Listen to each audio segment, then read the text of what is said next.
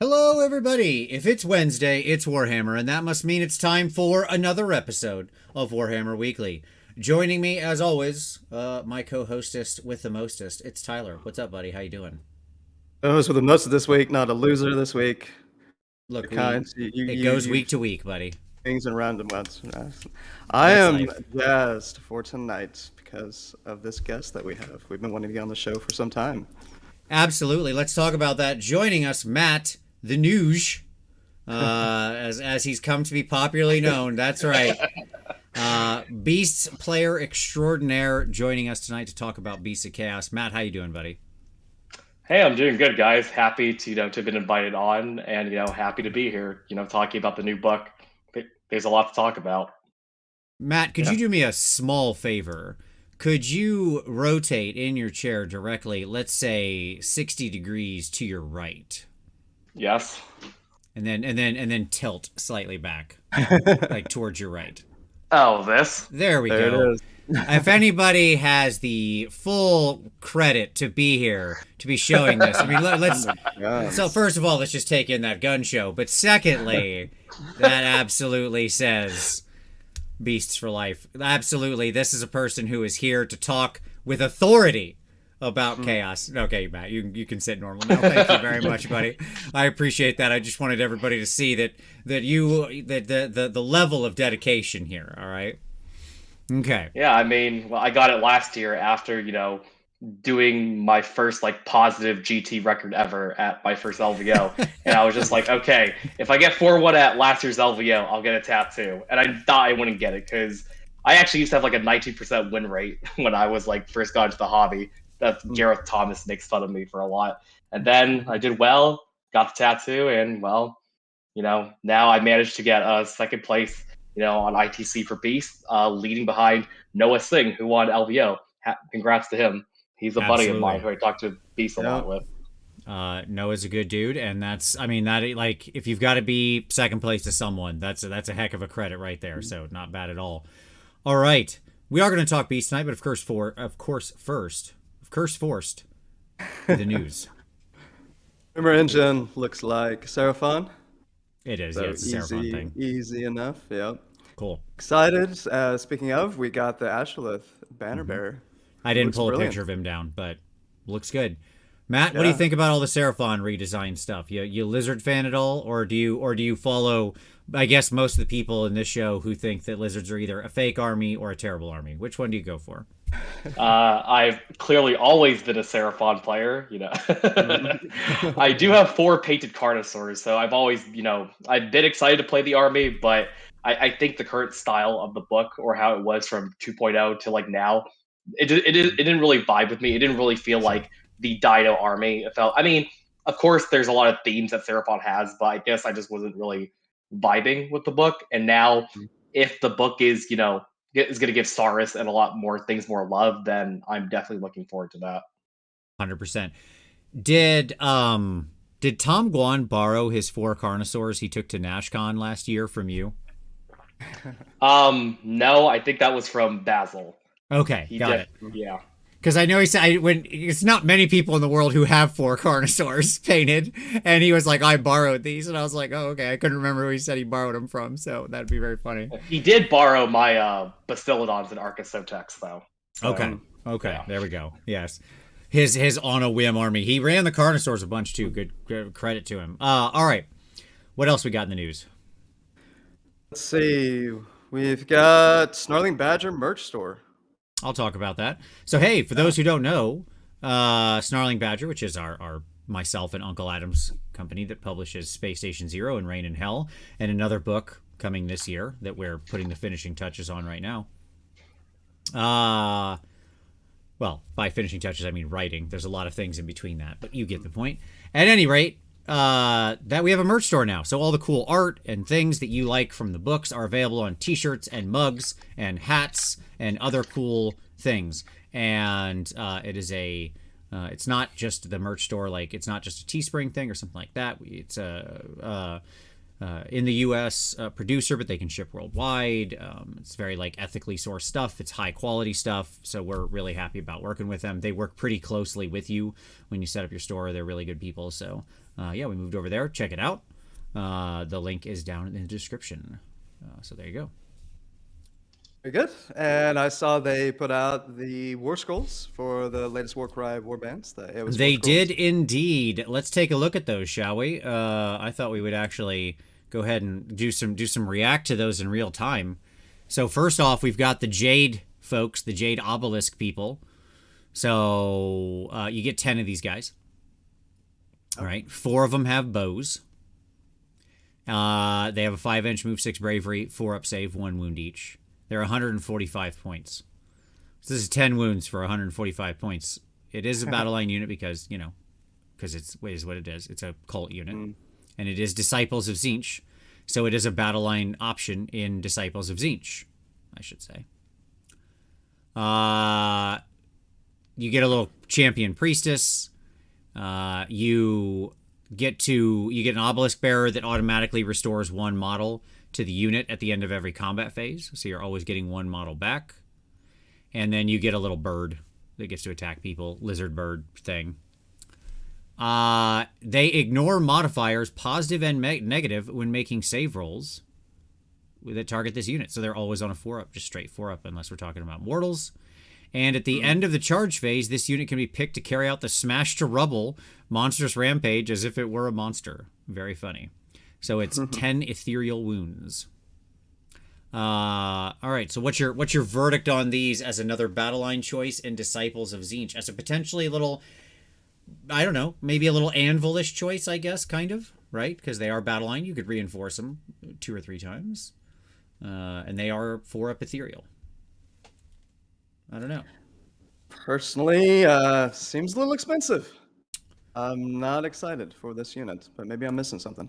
Okay. So I actually like them a lot. I mean, they're definitely not like the choice to go to, but they're definitely a potential choice because if you reinforce into like, let's say a 20 block, that's about 290, and in Tzeentch you can give them a 5-up ward. So they're actually a lot more durable than like, you know, a good amount of battle line. I mean, I don't think people own the models yet to experiment with this, but I think it's a potential anvil if, let's say, you didn't want to just like run a lot of pinks and blues and just split all the time. It's not a bad shot, because otherwise you're looking right at acolytes for the most part with your non-pink option. I haven't seen like a lot of Tzeentch players that are putting blue horrors in their list. Obviously they're summoning blue horrors, but it doesn't seem like, I mean, they've got screamers and they've got acolytes as that cheaper battle line option, and the screamers are only the option in Host Arcadum. So yeah, that could be interesting. I don't know. That's still the fact that you can't get them on a 3-up. Yeah, 4-up, 5-up board. That's not too bad. I don't know. It's a little high. Yeah, I'd like them a little better or a little down, but they're all right. Some people are saying these have been on the app for a while. I never saw them in the app, but that's neat. Cool. This is the first. Today they put up a news article about it, and it was the first time I had seen them. So there you go. All right, let's talk about the lizard guys. Where you at, lizard guys? There you are. Hunters of Hwanchi. Hwanchi. Hwanchi? I don't know. Anyways, you can get them with the little dart pipes, or you can get them with a little bolas. And then you get the little Terra Wings, also a separate unit. 3 units here. So unit size of 5 in all cases. They're all skinks, well, except for the Terra Wings, who are just Terra Wings. The Hunters of Hwanchi with dart pipes are 5 for 135. The Hunters of Hwanchi with Starstone Bolas are 5 for 90. These little dudes are 1 wound little duders, but they are chameleons. So they can be set up in reserve, both of them. Their little dart pipes are 2 attacks, 3/3s, no rend, 1 damage, but on a 6 to hit, they do a mortal wound. And they're not visible to enemies more than 12 inches away. The ones with the bolas are exactly the same in that they get set up in ambush, and they are not visible to enemies when they're more than 12 inches away, or in cover, I should say that, or in cover at all. They become invisible if in cover of any kind. Both of them. But they have their little Starstone bolas. If they roll a 6 to hit, then the unit is stunned, which they subtract 1 from hit rolls as long as the unit is stunned. And then the little Terra Wings are just basically, you know, cheap Seraphon Aether Wings. Right, that's the best way I can describe it. You get 6 wounds on a 6-up save. They can screech at people in the shooting phase where they roll against the enemy bravery on 2d6. If you happen to somehow get above that number, you do shut off that unit's ability to issue or receive commands until the end of the turn. Very powerful payoff for an extremely not likely ability. It depends on who you're fighting, I guess. I guess if we see a lot more gits on the table, the value of that shoots through the roof. Yeah. And the army we're going to talk about today, also not known for its bravery. So beasts are rich targets for these little guys. And then you can also hide these guys in reserve if you have the Hunters of Huanchi, but you get 3 of them for 75 points. So I'm intrigued by the Terra Wings. I was thinking about them for Stormcast. You mentioned Ether Wings, obviously. I mean, usually you see Ether Wings with long strikes because you can get +1 hit via Ether Wings with your long strikes. General, though, yeah, I mean, I went through a ton of Warscrolls at one point back when they changed the Mind Stealers for ranks, making it more difficult to get the Always Strike Last value. And there's a lot in this game that still has 6, 7 bravery. So, I don't know. I think they're pretty interesting at 75 points. okay. The others are skinks, so I don't care. Yeah, I think they're definitely because Seraphon is more with their points. I actually think they could fit this in comfortably, and I could see it being a staple in a lot of Seraphon lists. And not only just that, because of their points, I've even seen them being taken in other order armies like Stormcast and other things because it's the Terror Wings or the utility from Terror Wings. It can be really strong when it happens, and a lot of bravery in this game is usually 6 and 7 bravery. So. Yeah, my feeling is they're actually worth it because even if we assume their ability fails a fair amount of the time, they're still relatively fast moving chaff on a pretty good on a pretty good move speed, 12-inch fly. So they're very easily reactive chaff. And then why not with a tremendous upside. Shutting off people's ability to issue or receive commands for a whole turn. So it's cool. Yeah, I even think they're better than Aether Wings and they're about the same points as Aether Wings, unless I might be wrong on that. They just have more utility. Yeah, man. Other than the long strikes, right? If you're getting the +1 hit potentially, translocating translocating your Ether Wings to get your +1 hit in the hero phase with your Thunderbolt Volley or whatever. It's usually the long strikes pairing where the Ether Wings value really comes into play. But yeah, totally. Other than that, I think you're right. We should see them quite a bit, I think. Pretty cool. Cool. All right, Vince, that's all I got. Anything else, man? I've got one more shout out, which is going to lead me into pick of the week. It's going to actually be a transition because it's kind of both. So, Kathy Wapple, one half of Team Wapple, founders of Fort Wapple at Adepticon. Kathy is ill right now with cancer. And there is a series of raffles going on to help her out, to help her and Jim out with the medical expenses they've incurred. I won't get political, but healthcare in America is rough for a lot of people, especially those who might be independently employed artists. And so, obviously Kathy is a tremendous and amazing person and human. And so the raffle link is down below. You can go. There's a lot of amazing artists who are contributing pieces to this raffle that you can enter in to win. So if you've always wanted to own a piece from some of your favorite artists in the world, and you want to help charity at the same time and help a human who really needs it, this is a good way to do both of those things. So check out the link down below. That is my transition into pick of the week. We can swing all the way back around to me at the end, and then I have a fun one as well. Matt, what's your picks of the week for everybody? So my personal pick of the week right now is the Old Town Throwdown video, or it comes from the Old Town Throwdown channel, where 3 members from the Southern California community did a recap of their experiences at LVO and the games they played. The 3 members that were on this stream was Matthew Barker, Shane Lambert, and Taryn. So, they're valuable members of the community. They're always fun to be around, and I count them as my personal friends. And the way Barker leads the stream and, the conversation was, it's really insightful and thoughtful. So I appreciate, I definitely recommend anybody that wants to hear some more personal LVO experiences to go listen to our Old Town Throwdown content. Nice. Okay. What were they each playing at LVO? So Matthew Barker was playing Nurgle, and then Shane Lambert was playing Zinch, and then Taryn was playing Blades of Corn. Okay. Nice. Cool. Nice. Check that out. Respect. Okay. Tyler, you've got like 82 picks of the We're gonna week. make What up. would you like I to share mean, with everybody? I told Matt he needs to bring more picks of the week. Don't Obviously. listen. Matt, don't I thought there was I thought it was only one. Otherwise, I would have had there a is lot more picks of the absolutely week. normally a one pick limit. Tyler just flagrantly disregards the rules. That's okay. A minuscule amount of power on this show that I'm happy to exercise. All right, so burn through three in particular. I mean, we've already mentioned Noah, wonderful human. He had a great interview with Rob that just went up this week. And he actually had a spotlight interview last week. So man of the hour, man of the week, man of the month. It was just really enjoyable hearing him talk about his LVO experience. Obviously, he has what might be the best little, what would you call that, aphorism, those words for describing our community. Make 5 friends, not 5-0. Playing Nice. games of Age of Sigmar, which I love. I think Rob went ahead and put that on a t-shirt. So yeah, great conversation about his approach to the game. Friends at Measured Wargaming, Joel McGrath and company. Yep, got that right. Joel McGrath. Nope, Joel Graham. Got it wrong. Joel Graham. This it's a running gag, but it's the problem is it's real. Sure. I can't get them right. Beasts of Chaos versus Gits. It was just nice to see the two new armies going at each other. Terrible mission, but you get to see why Twists and Turns is a terrible mission. So that was a lot of fun. Friends at Saga of Dice, we had a 3.5-hour show. I'm sure we can do better tonight on Stormcast and the new cannot. GHB and the meta.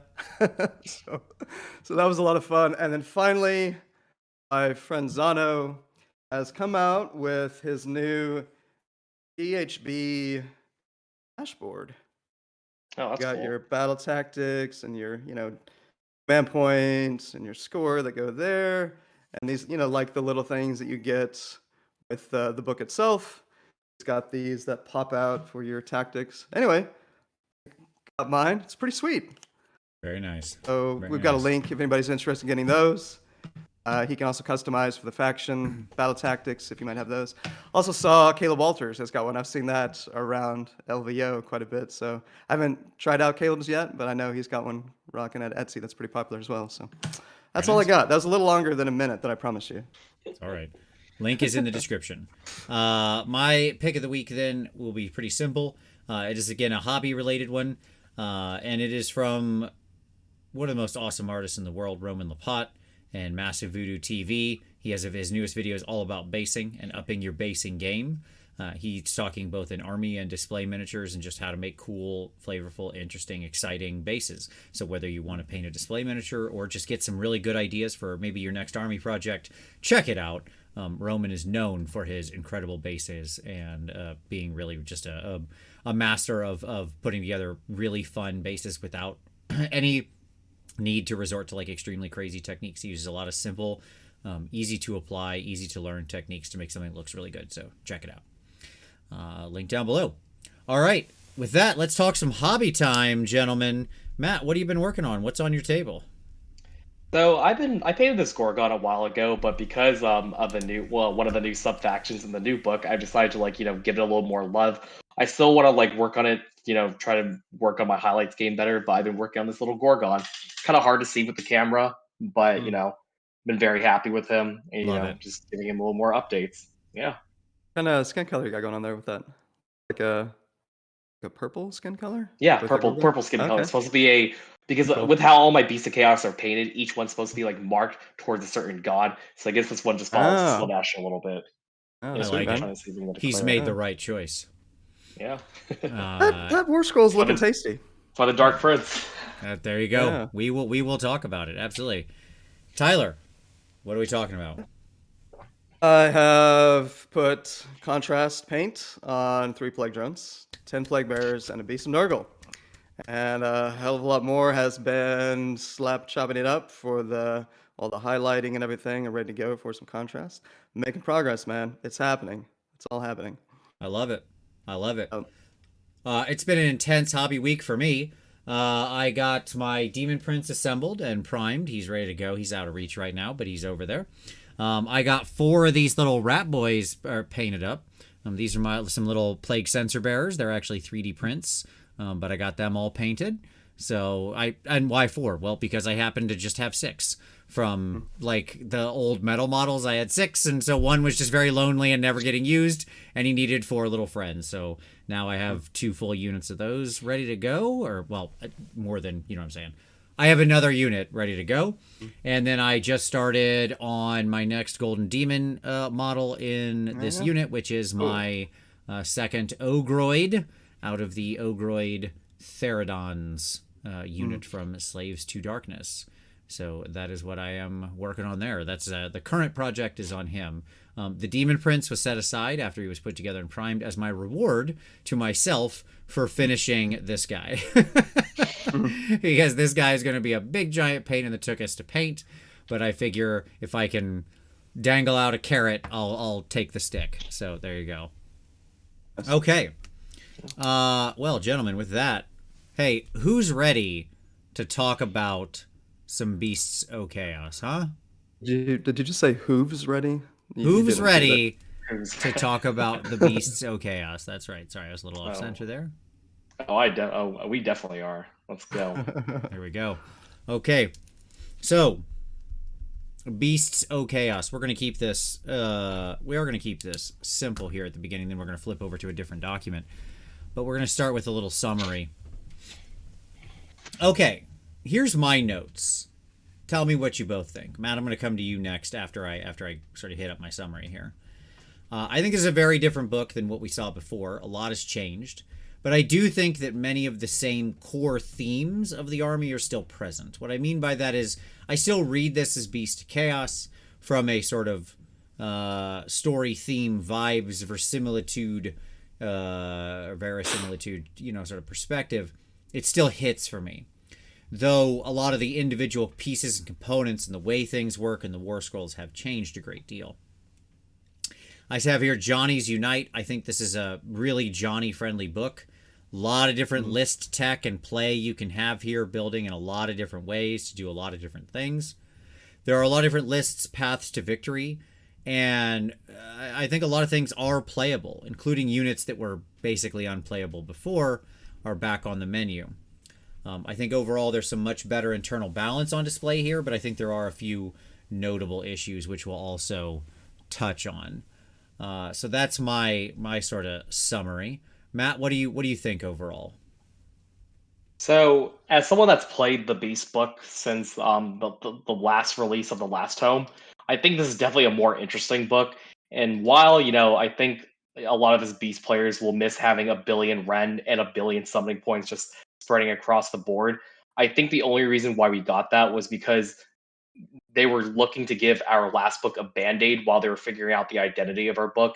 And because our book was it struggled a lot back then, I think with the buffs it made the book became less interesting and it became more of a castle build, which I guess was fun for a while, but then I got bored of it when I saw this new. And my prayer is that whatever this new book is, I hope it's totally different and my prayers were answered, and that this book is just radically different. It actually plays into the ambush style of our book. It doesn't have us sit around the herdstone like we used to. We can actually play a lot more proactively than how Beast used to play before. And like you were saying, this is, to me, it's like the ultimate Johnny book of Age of Sigmar.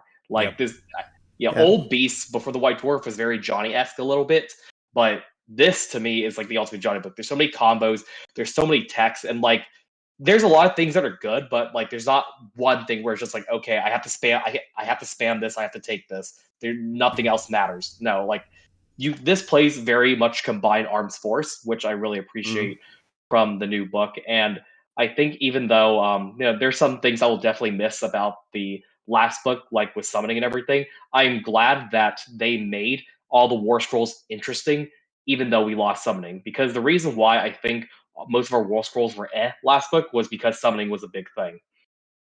So yeah, that's kind of like my thoughts on the book before we really get into it. And while I do have some worries or like complaints about the new book. Overall, I think after getting some games in, I definitely feel a lot better about the book. And also shout out to some of my friends I've played the book with or watched them play, like Shane, Taryn, and some of the Beast of Chaos players from the Ages or AOS coach community. That's made me a lot more optimistic than I thought it was when I first looked at the book. Good. Awesome. I agree with all that. Tyler, your thoughts? Very cool. Shout out to Coach for making scheduling work. Leave it at that. He's a good man. Matt knows what I'm talking about. Good on you, Coach. Appreciate you. Yeah. You guys nailed it. There's not a whole lot more to say. I think you're right, Matt. It is the ultimate Johnny book. I mean, I can't think of a more Johnny book than this one. It's I was messaging Vince about how excited I was because it's right in my wheelhouse psychographical profile wise. If anybody doesn't know, I mean, we're kind of Johnny means that whole thing we're talking about. Kind of it's challenging. It's interesting. It looks like there's going to be a lot of different builds. There, you guys have mentioned techie pieces, tricks, combinations. It's just incredibly Johnny. So now it did seem like there might be some Warscrolls that are a little overcosted, intimated, but would rather start high than start low. Yeah, so I don't think that's necessarily a bad place to be. I think that's right. I think I think they took a more careful approach on this one than they did with the Gits, is my honest answer. Like, I think Gits are going to see points increases in multiple scrolls. I think over time this will see points decreases in some scrolls. And honestly, I'd always rather start high than start low. It's just so much easier to have some things knock back into adjustment, because points up always tend to be more disruptive to how things were than points down. So, okay. Well, let's get into the book specifically, shall we? And so let's bring that up. There it is. Special shout out and thanks to Darren MC. I don't know who Darren MC is, but thanks, Darren. He is someone on the interwebs who put this thing together, and I was just like, well, this is cool. I'm not gonna why make a presentation when this guy did all the hard work for me? So I unabashedly took this from Facebook or Twitter or wherever I happened to see it posted, and we're gonna use it. So thanks, Darren. Okay. Honestly, I was reviewing this at work today before the preview, just feel like, okay, I don't want to forget anything, or just like I want to be more prepared. So I was like, all right. So yeah, thanks, Darren, for making this. Absolutely. All right, let's talk about our allegiance abilities. We're going to zoom in and out as I try to make the text somewhat legible here to people as we go through the pages. So, during deployment, instead of setting up a Beast of Chaos unit, you can place it to one side and say it's set up an ambush as a reserve unit. At the Beasts of Chaos. Just want to point that out. Okay, so that's where we're starting. We can just the army. Cool. At the end of your first and second movement phases, you can set up any friendly reserve units that are in ambush on the battlefield wholly within 9 inches of the battlefield edge and more than 9 inches from all enemy units. At the start of the third battle round, anybody who's still in reserve is dead. And then most importantly, add 1 to charge rolls for friendly Beast of Chaos units that are set up on the battlefield in the same turn. I would also point out that currently, if you ever manage to reset up or teleport or anything like that for any reason, you would still qualify for that at the moment. Whether that sticks or not, who knows? Because it doesn't say add 1 to charge rolls set up using this ability or something like that. So, okay. And so, yeah, I mean, as they even say in the designer's note, this battle trait allows you to deploy all of the units in your army as reserve units unless noted otherwise in the battle plan being used. No 1-for-1, no nothing like that. If you want to be a null deploy, oftentimes we talk about null deploys and how people have to stretch for it. You can, but of course you have the limitation of you've got to come in sooner because it's got to be first or second round, not first, second, or third like most armies. And you've got to be within 9 inches of the edge of the battlefield, which, depending on the particular battle plan being used, could be impactful a lot because you might be coming in very far from objectives, or could matter not at all because you might be coming in right next to objectives. So it really sort of depends on the individual battle plan. And then, so let's just talk about that for a minute, because I want to set this Rituals of Ruin thing aside. We're gonna tackle this as a whole. So Matt, how do you feel about the ambush capability, that kind of thing? So when I first was reading the book and I saw that it got rid of summoning, I was very worried at first because I was like, how do we deal with like shooting armies and things like that if we have to run across the board? But as it turns out, we don't have to. We can just deploy off board, and it gives everyone +1 a charge.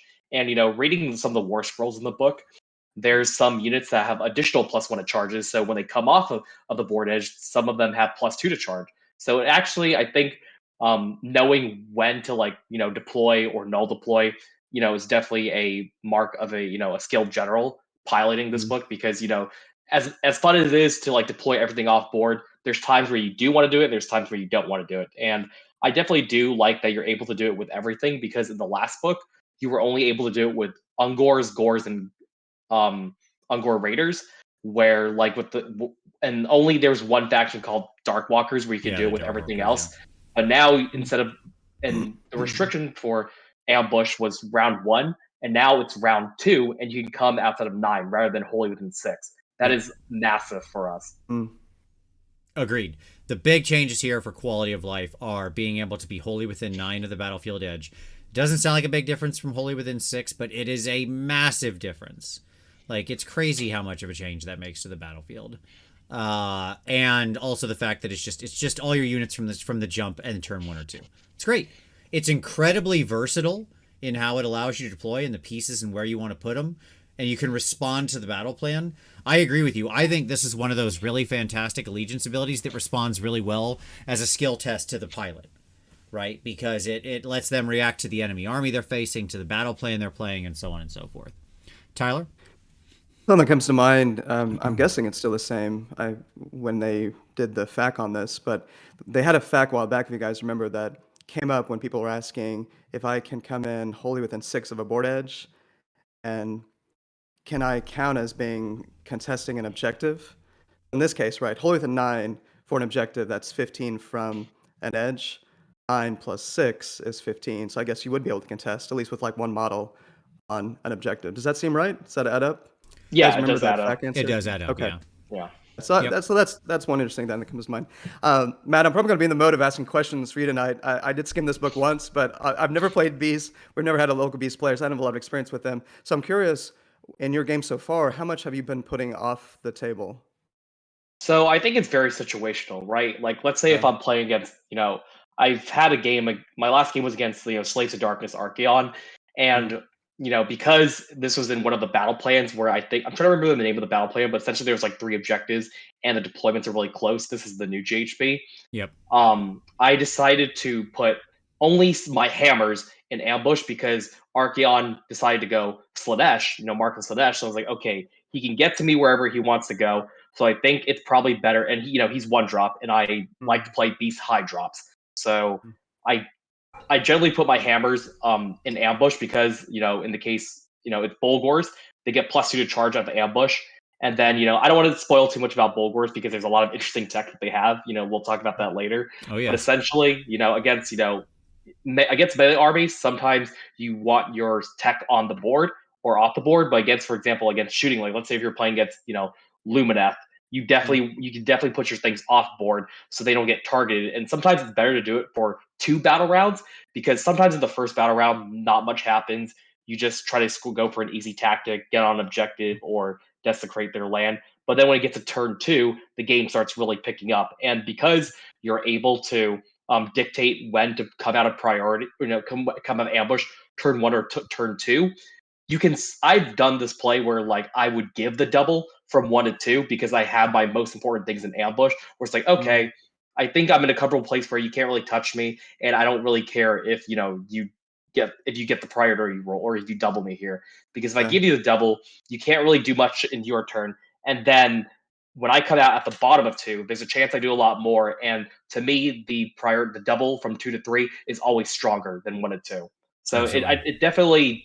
But I feel like what I love about this now is that there's no one clear answer about when to put things into ambush. It's situational. It depends on your opponent, and it depends on your play style. It rewards, clever play, and there's not okay, you just it's not like when you're playing other books, okay, you have to do it this way or it doesn't make sense.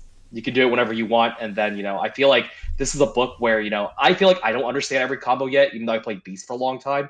And that's the beauty of this, is that, the more practice you get, the more you're able to understand when you put things into ambush and when you don't. Yep. Agreed. All right, let's talk about these Rituals of Ruin. This is all new. New tech. As mentioned, we're going to leave allegiance abilities behind here in a moment, and there's going to be no more summoning. So just we've mentioned it a couple times, but let me just be super clear. This army doesn't summon anymore. Well, there's like one little way to summon, but for the most part, that like as an allegiance ability, this army does not summon. Okay, and I say, yay, good, A+ work. Kill summoning from more armies. Can I get summoning removed from the next Slanesh book as well? Can you just kill summoning and instead just give me good units that actually do things instead of making me pay an extra 100 points for every crap unit I have? Anyways, that's not what we're talking about. We're talking about this. Okay, so Rituals of Ruin. What's going on here? In your hero phase, you can carry out one of the heroic actions from the table below with each of your friendly Beasts of Chaos heroes that is on the battlefield, in addition to any other heroic actions you can carry out with those heroes. If you do so before resolving the effect of that heroic action, you must allocate D3 mortal wounds that cannot be negated to that hero or to another friendly Beast of Chaos unit within 3 inches of that hero. If those mortal wounds would slay that hero, the heroic action has no effect. Okay, so all your heroes get to do one of these things if you want, but they have to hurt themselves to do it, or a nearby unit. In addition, you can carry out one of the heroic actions from the table below with one friendly Beast of Chaos hero that is in reserve. Okay, so one hero that's in reserve gets to do this. This is, we're breaking some strong ground here, in that we've seen a little bit of this kind of play when people are in reserve, this sort of eminence ability, I'll call it. But this book actually plays around with, even when you're in reserve, you're still getting to do things to some degree. And here's the first example of this. It won't be the last we see. If you do so before resolving the effect of that heroic action, you must allocate D3 mortal wounds that cannot be negated to that hero, blah, blah, blah. If you have to pick an enemy unit, you must also pick 1 point on the battlefield edge. That point is considered to be the hero for carrying out that heroic action for the purposes of measuring range and visibility. If the heroic action instructs you to pick a friendly unit, you must pick the hero carrying out that heroic action. Okay. So friendly unit, he can only pick himself. Enemy unit, I pick a point on the edge of the battlefield and then measure from that. And then you can't carry out the same heroic action from this table more than once. A lot of text there, but we get some lot of heroic action stuff. Now, I'll say the same thing I said last week for Gits, and it might be even more true here. I'm not super sure about heroic actions being like the big build out for Beasts of Chaos. Like, it's a bit of a strange apples and oranges thing. I don't think of them as being particularly hero focused. That being said, at least we had the decency here to make it sort of its own thing, these rituals that they're undertaking. So it doesn't bother me as much because it's a different mechanic. They hurt themselves when they're doing it, or a nearby unit. So we're clearly aping a different thing, and it feels a lot more in flavor than just, here's some bonus heroic actions, go ahead and go nuts because, right? Because we can. This, to me, feels much more aligned than the last one did. Okay. Warping Curse. Pick an enemy unit within 12 of the hero, carrying out this heroic action invisible to them. This unit suffers D6. That unit suffers D6 mortal wounds. So, pretty strong. Pretty strong for your people who are in ambush, as long as they're within 12 inches of the edge of the board. Pick an enemy unit within 12 of the hero carrying out this action, and more than 3 inches from all friendly units and visible to that hero. Your opponent has to make a 2d6 inch move with that unit. All the models in that unit must finish that move as close as possible to the Beast of Chaos hero carrying out this heroic action, and more than 3 inches from all other units in your army. So, fun. Seems potentially quite good. Seems potentially quite strong in a lot of different shenanigan ways. A lot of different ways, yeah. The brand, I love moving enemy models around. I'm glad to see, basically, this is Devolve or whatever it used to be. The ones that used to walk people around is not like that anymore, so this is basically where that went now. Brand of Wild Fury. Pick one friendly Beast of Chaos hero wholly within 12 of the Beast of Chaos hero carrying out this heroic action invisible to them. Till the end of this turn, friendly Beast of Chaos units have a ward of 6 up while they're wholly within 12 of that hero. Okay. Probably not the one you're picking for your guy in reserve unless he's coming on in a very particular way. And then Alpha Beast Instinct, pick one friendly Beast of Chaos unit wholly within 12 of the Beast of Chaos hero carrying out this heroic action invisible to them. Do not take Battle Shock tests for that unit this turn. So, obviously a pretty important one. These guys do not have great bravery and do not have a lot of great ways to stop people from running. Much like the goblins we discussed last week, bravery is a challenge for this army. And so, it's nice. That's a nice one. All right, Matt, starting over with you, buddy. What do you think of these? Do you like these new heroic actions? Do you like these options? Obviously, this gives you, if you got 4 heroes, you're kicking out potentially 4 of these every round if you like, right? Yeah. So the D3 Mortal Wounds mechanic actually in the last book was for summoning. And when I was seeing what replaced summoning, I had to look at this for about let's say 10 minutes. And then I'm just like, okay, this is what we lost summoning for. This is what we lost summoning for, and all of these are really strong and situational in their own ways. I think obviously the best ones that stand out are the Mortal Wounds one and Blood Taunt, because being able to 2d6 move a screen out of the way before you charge is really impactful in some games. Or you can even do, let's say there's a Mega Gargant sitting on an objective, and you just, okay, cool, you get to move, you just move them off the objective potentially. I mean, of course, still it's a 2d6 roll, so you can still roll like a 3 or something and it doesn't do much, but the potential for that is actually really powerful. And the fact that we can do this off board is I didn't expect that, and that was really nutty. It took me a little bit of time to comprehend how many combos that we can do because of that. I think the other two, the Battle Shock Immunity one would be valuable if it lasted until the next battle round or my next hero phase, but because it only happens on your turn, so unless they can charge you in your own turn, Battle Shock Immunity, I think it's situationally okay. And then the other one was everyone gets a 6-up ward that only lasts in your turn, so it's it's all right, but definitely doing D6 mortal wounds to a hero, especially in the new Galatian champion season, is extremely valuable. And then also being able to move something is just this is what we lost something for. And I feel like I don't know if I like that they called it heroic actions, because when I first read the text, it was kind of confusing, and then I realized, oh, you can do this on top of heroic actions, and every hero gets to do this that you have in your list. So it's awesome. Yeah, you hit a couple things there I really want to focus in on. These extra heroic actions obviously happen in both players' turns, normal heroic actions. These do not, right? These are in your hero phase. Okay, so that is a very important note for everybody to really hone in on. In the enemy turn, you're still doing your normal heroic actions, whatever you've got, fine. And that's where the last two, the Brand of Wild Fury and the Alpha Beast Instinct, run into a bit of a challenge. Now, that being said, I'm still not opposed to it, especially the Alpha Beast Instinct, just because even in your own turn, sometimes your dudes are going to get hit, or if you're near someone and you're afraid, if you're in a protracted combat that's potentially going to go turn against you or something, that's cool. It's still nice. It's good to have the option, but I agree with you. It would be a lot better if it lasted in some way or had some way to be done off turn where you really need it. So you're not wrong there. I totally agree on the Warping Curse though. And your point about in the current season, the fact that hero, that little Galatian champion, that little general council might be immune to shooting, but he ain't immune to being cursed, right? So it's just like black. And my final thought is my favorite sort of thing with Blood Taunt is picking the point, having an off-board guy and picking a point, like having some slow-ish anvil unit, like I think of sort of Fire Slayers and their non-tunnel units that move forward relatively slowly. But if they keep anything within 12 inches of the edge of the battlefield, you pick the point directly behind them and then walk them backwards again.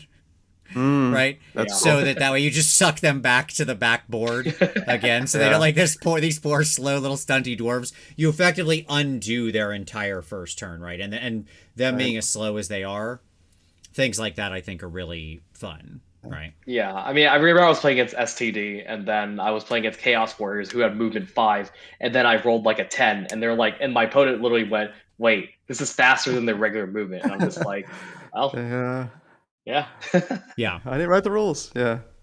Yeah, I mean, it may mean a number of games that you have to, I mean, maybe obvious, but you have to play more centrally against Beasts of Chaos, which is kind of interesting. I mean, I think a number of these missions are encouraging us to play centrally. You know, like Jaws of Galat, there's advantages. Ours for the Taking, the one you were talking about earlier, right, with the 3 objectives. There's a lot of value in the center of the board. But that was just one thing that came to mind. How often have you been finding that you're doing this in your game so far? Blood Taunt or just the Or just in general, the rituals? I do them every turn because it can be incredibly impactful. Even though if the opponent plans and knows about it, the fact that they have to keep in mind that this is a thing makes them play very differently. And Yep. sometimes Yeah. the threat of it is stronger than you actually doing it. Power And perceived sometimes is power achieved. yeah, 100%. and then I forgot what I was gonna say, but I think Rituals of Ruin. It feels definitely fluffy for our faction, Sure. and I like that they kept the D3 Mortal Wounds mechanic for a really strong impact on the game because we lost summoning. Sure. Right. Shout out So to gonna- Hawkness94 in the chat. He said he did the pull him back toward the back of the backboard on a unit of 10 Blight Kings for the first 2 rounds. They couldn't charge until turn 4. Oh god, that's painful. What a wonderful way to invalidate 500 points of the enemy army by just rubber banding them to the edge of the board. And let's say another fun thing is that let's say if you're null deploying and and the opponent is playing a horde army that's trying to block you off from deploying on the board, you can use Blood Taunt to give yourself more space. Which is another funny thing you could do. Yeah, that's very interesting. Yeah, like the point about essentially deploying with Nurgle, I've found so often I want to have multi-front engagement with Nurgle because in a lot of my games they are tending to do better and in more pockets of the board. But yeah, if I'm having to worry about people, them being in range to then pull, that's pretty nuts. I hadn't even thought about that.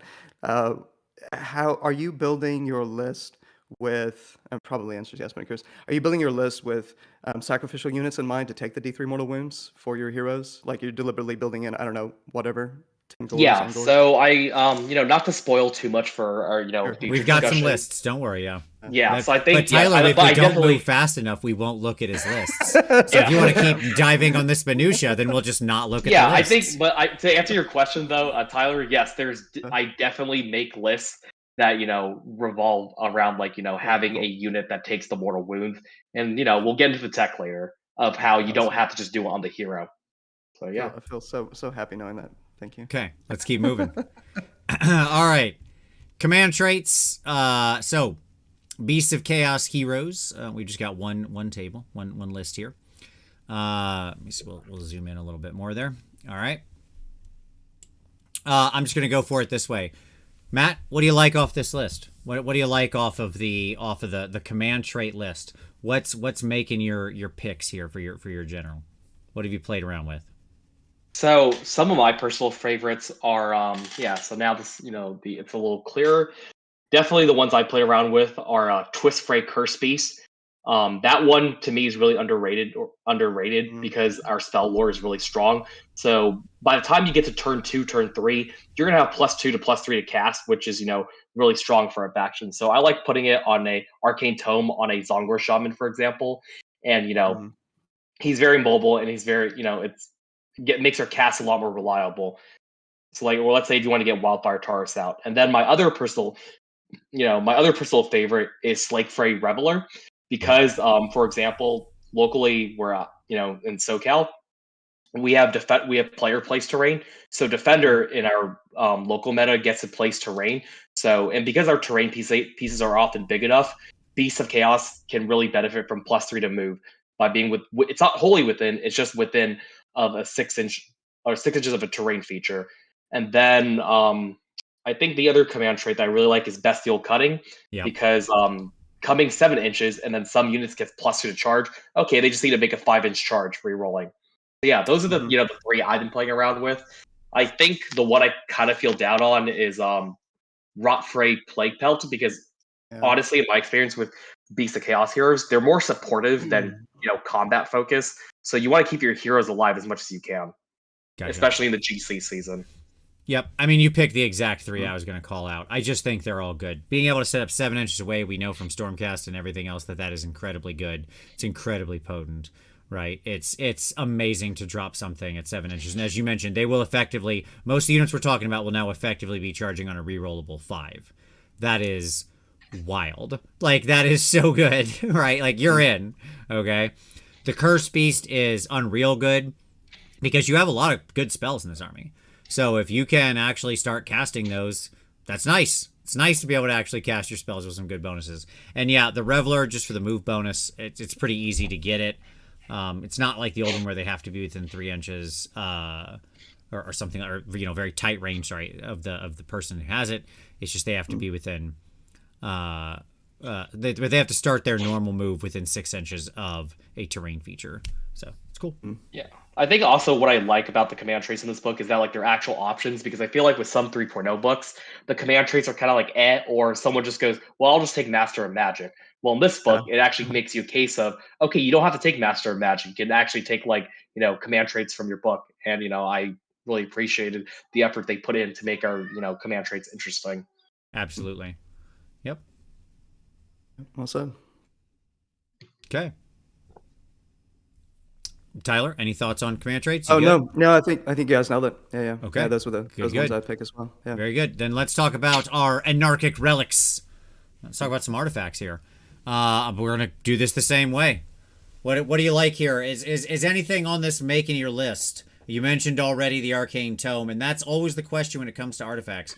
Are any of these worth picking first over Arcane Tome? If no, which of these are you picking as your second pick if you get a second artifact? That's the question.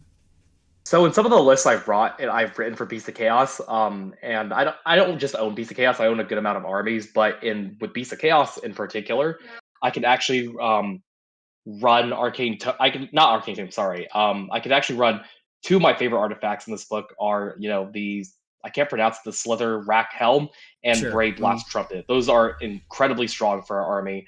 And because I think, especially with the helm, there's tech with the Doom Bowl, for example. But we'll get into that later. And then Brave Blast Trumpet, because we can't summon anymore. Even if you roll a 1, you still get that unit, which is really nice. So I often run high drops, and I always run these two artifacts in tandem together without Arcane Tome. Nice. Yeah, I mean, I agree. The ability to just have something charge in and then put ASL on is strong. And the ability to have some kind of summoning is pretty good. So yeah, I agree. Once again, you've picked the two that I really liked. I will also give a little shout, okay, for just the flavor, the dripping with flavor. Although maybe not the best, but I just love the flavor of it. To the Knowing Eye.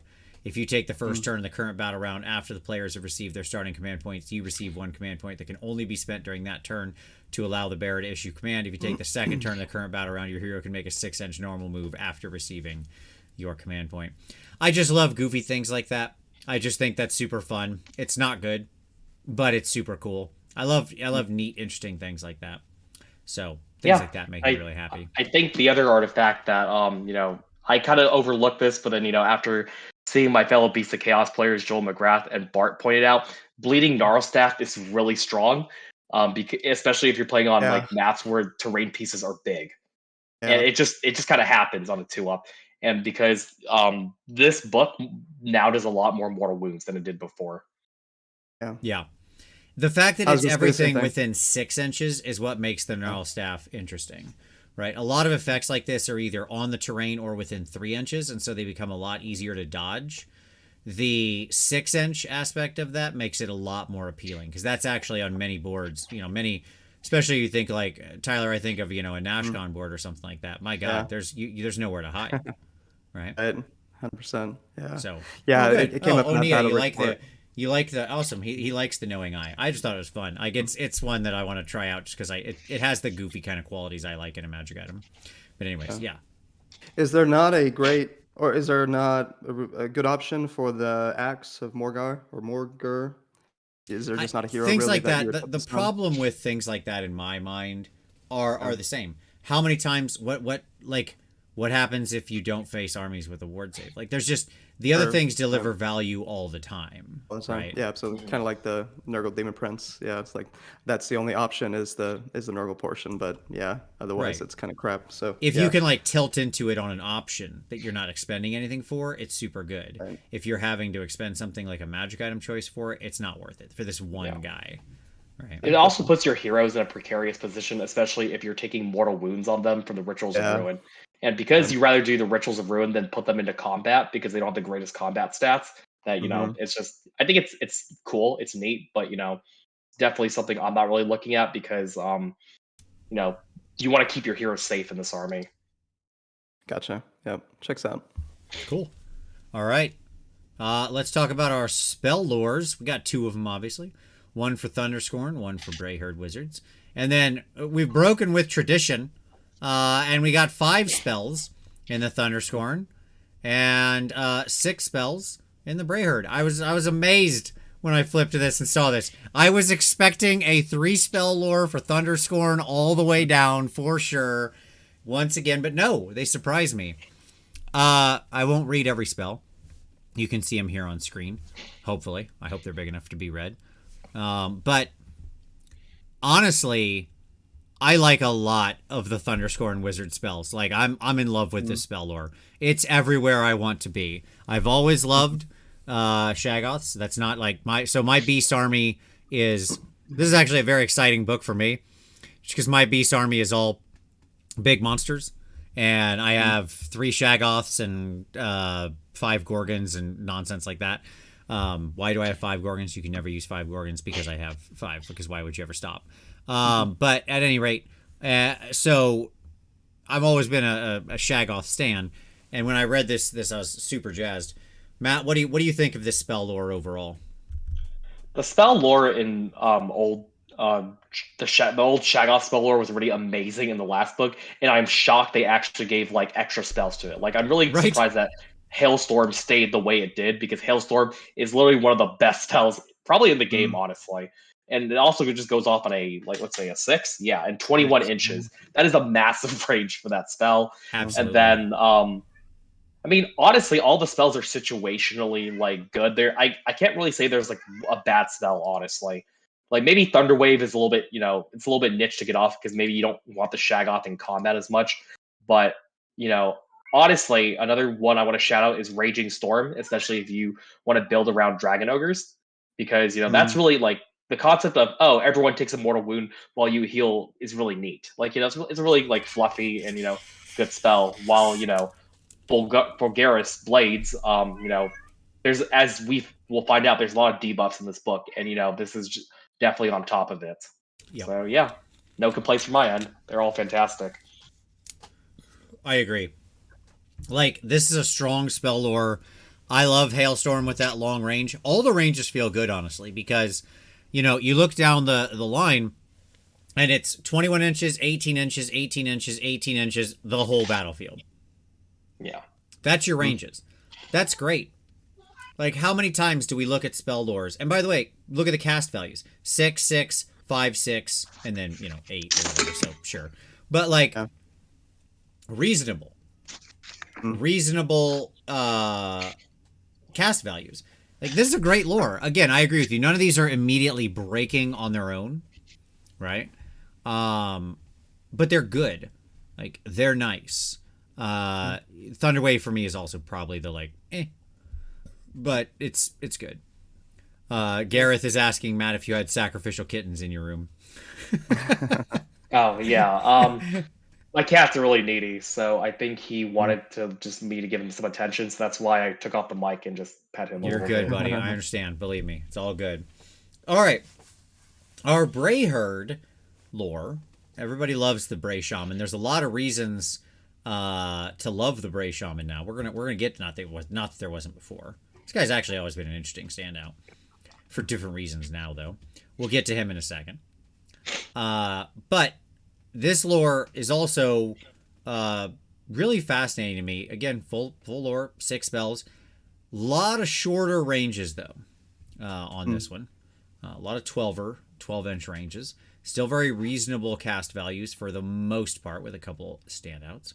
But what do you like out of this spell lore, Matt? Where are you living with this one? They're all situationally like good. I mean, I definitely do have clear favorites, but like I Okay. can safely say that none of the spell lore in Brayherd is bad. I will say my personal favorites are Vile Tide not being able to receive commands at the end of the turn, which is really crucial for stopping redeploy and all defense.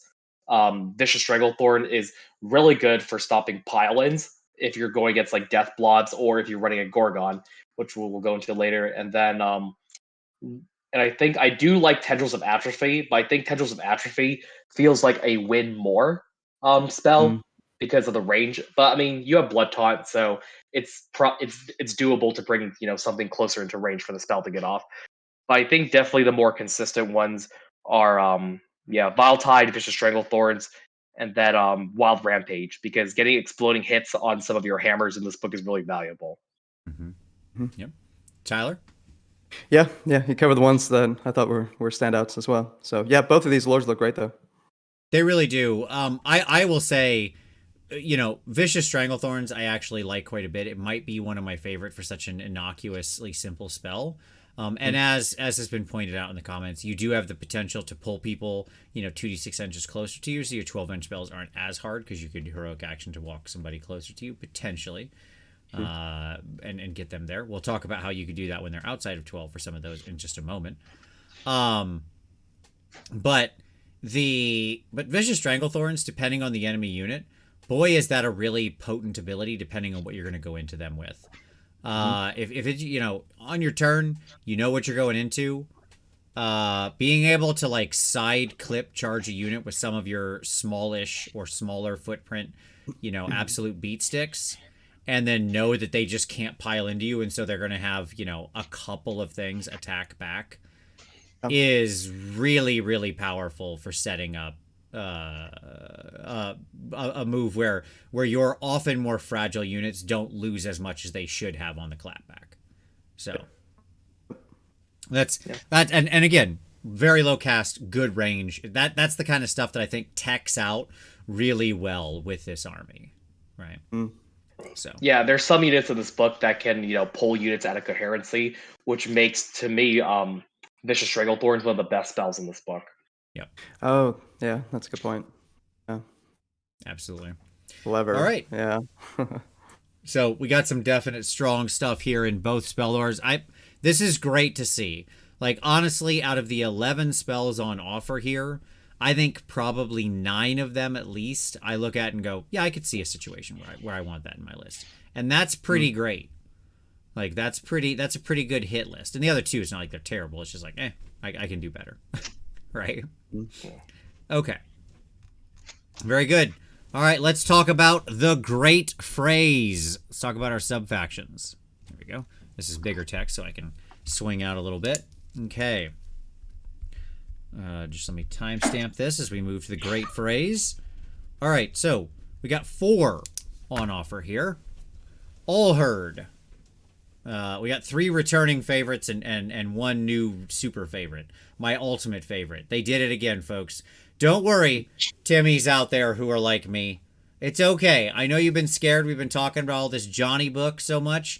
Don't worry. They took care of us. We're fine. We'll get to it in a second. All right, so here we go. All Herd. Bestial Might. At the end of the Battle Shock phase, you can return D3 plus 3 slain model to each friendly All Herd Gores, All Herd Ungors, and All Herd Ungor Raiders units on the battlefield. That is quite a lot of models coming back. So, yep. Okay, cool. I'll go to both of you in a moment after we read through the 4 of these and see where you're living. Dark Walkers. At the end of your movement phase, you can pick 1 friendly Dark Walker's Gore, Ungor, or Ungor Raiders unit wholly within 9 of the battlefield edge, and say that it will slink into the shadows. If you do so, remove that unit from the battlefield and set it up again, wholly within 9 inches of the battlefield edge, and more than 9 inches from all enemy units. Okay, so they can walk away, and they have a very situationally limited teleport, but it's sort of they can do it as much as they want. Gav Spawn, Grave Spawn, Grab Spawn, whatever, doesn't matter, whatever this is. Gibbering congregations. You can include gibbering congregations in your army. Cool. We'll talk about that in a moment. I will say this also makes what does this make? This makes your Beast of Chaos Spawn also Battle Line. It's not Grave Spawn, by the way. It is Gav Spawn. That's a mistype. I'm not wrong here. I don't think. I didn't lose my mind. I knew it was Gav Spawn. Yes. The Darren, you made the cardinal sin of BOC there. Everybody wants to say Grave, but it's not. It's Gav. I'm sorry. But that's okay, Darren. I still love you. It's straight. I don't know you, but I appreciate you putting all this together. Okay, and then finally, my number one pick. I'll give it away right now. Here we go, baby. We're in it to win it. Quake Fray. Living Idols of Ruin. That's right. Friendly Quake Fray Cygor units gain the Priest keyword. In addition, friendly Quake Fray Cygor priests know the following prayer in addition to any others that they know. Earth Shatter. This is very small text. Whoop. Earth Shatter is a prayer that has an answer value of 3 and a range of 12 inches. If answered, pick one objective within range and visible to the caster. Each unit within 6 of that objective suffers D3 mortal wounds, and until your next hero phase, when determining the number of models in units that are contesting that objective, that number must be halved, rounding down. This prayer has no effect on Beasts of Chaos units, so you can just Earth Shatter your opponents and not count your own dudes on there. Great stuff. Also important to understand about Quake Fray is that Cygor and Gorgon are battle line in the Quake Fray army, so they lose Behemoth and become battle line. Did I mention I have 5 Gorgon? Hey, hey. All right, so, yeah, fantastic. Matt, what do you like here? Where's your picks? Where are you living? I like all the sub-factions, except I'm a little bit iffy on Darkwalkers personally, but I think maybe there's a world where, like, someone figures out the tech for... I think Darkwalkers is definitely the most Johnny sub-faction out of all of them. Because even though, while, like, there's, you know, I don't see immediate value in Darkwalkers, I think there is, like, some potential tech if you're choosing to play around that. My biggest complaint about Darkwalkers is I wish it affected all of our units, so that it became more of an option. Because I think, to me, the strongest sub-faction, or I don't want to say strongest because I feel like all the sub-factions encourage different ways to play Beast of Chaos, but to me, my personal number one contender is Allherd, because bringing back D3 plus 3 Ungor's Gores for free is, you know, crazy strong, because when we look at the new Gore Warscroll later, they can be on a 4-up natural. So I was playing against Archeon with 30 Gores, and I have 30 Gores with all-out defense, and Mystic Shield, and I think against one of Archeon's Red 1 attacks, I told my friend Deadpan, yeah, Gores are on a 3-up save. And he was like, what? And I'm just like, yeah. Yep. And they're coming back D3 plus 3. So Allherd is just really good, also because we lost summoning in our army, and it gives our units a lot more durability. You know, because D3 plus 3 happens in both player turns. So it's really hard to, like, finish off something. And so, I mean, that's kind of how I feel about, you know, yeah, that's how I feel about Allherd. And then Gave Spawn is also really techy, because when we look at the spawns later, there's a lot of debuffs that you can do around that. So, you know, I also really like Gave Spawn. And then Quake Fray is just incredibly fun, because well, it's you know, I didn't play Warhammer Fantasy, but I read that there was this faction called Monsters of Chaos, where, like, I guess this is maybe a throwback to that. I don't know, but, you know, it's definitely great. And then one of the tech things that you can do with Cygors as priests is that you can, because they're priests, you can give them heal. So let's say you have a hero by the Cygor, you cut the Cygor for Rituals of Ruin, and then on a 3-up, the Cygor heals himself. So yeah, that's cool. Yep. Yeah. And by the way, they all of your Cygors are now priests. I just want to point that out in Quake Fray. It's not like just one or something. They're just all priests. Yeah. And priests are cool. So A+. I agree with you. I mean, to me, the raw power is definitely living in Allherd still. D3 plus 3, an average of 4 models coming back, or sorry, 5 models, I apologize, coming back to the unit, to multiple units, potentially. Every Battle Shock phase. You know, the Clan Rat ability to just return D3, I think, is really powerful, and that's on a complete trash unit. That ain't getting to 3 up. I'll tell you that much. Okay. And I find that to be incredibly strong. So living here, and you're absolutely right. Like, I think for the first time in a long time, gore have a defined role in the army. Holy crap, folks. We did it. We got there. Like, unfurl a mission accomplished banner. There's a reason to take gore. I can't believe it. All right. So, yeah, good stuff. Tyler, any thoughts on the great phrase? You guys got it. Yeah, all herds, all day. Yep. Yeah. I guess before we go on, I see some people are asking on stream, what is a Johnny? And I feel like I'll let you guys explain that because we've been tossing the word around. Yeah, no problem. So, Johnny, Timmy, Spike, the 3 psychographic profiles originally introduced by Mark Rosewater and the Magic the Gathering research and development team to talk about the why you play the game. Longtime viewers of this show will know we often talk in psychographic profile terms because it's really important and it's just as applicable here. And the shortest explanation of the 3 types is Spike wants to win, wants to prove something. Timmy wants to experience something really amazing. Like, he wants to see big monsters and play big monsters and have cool things happen.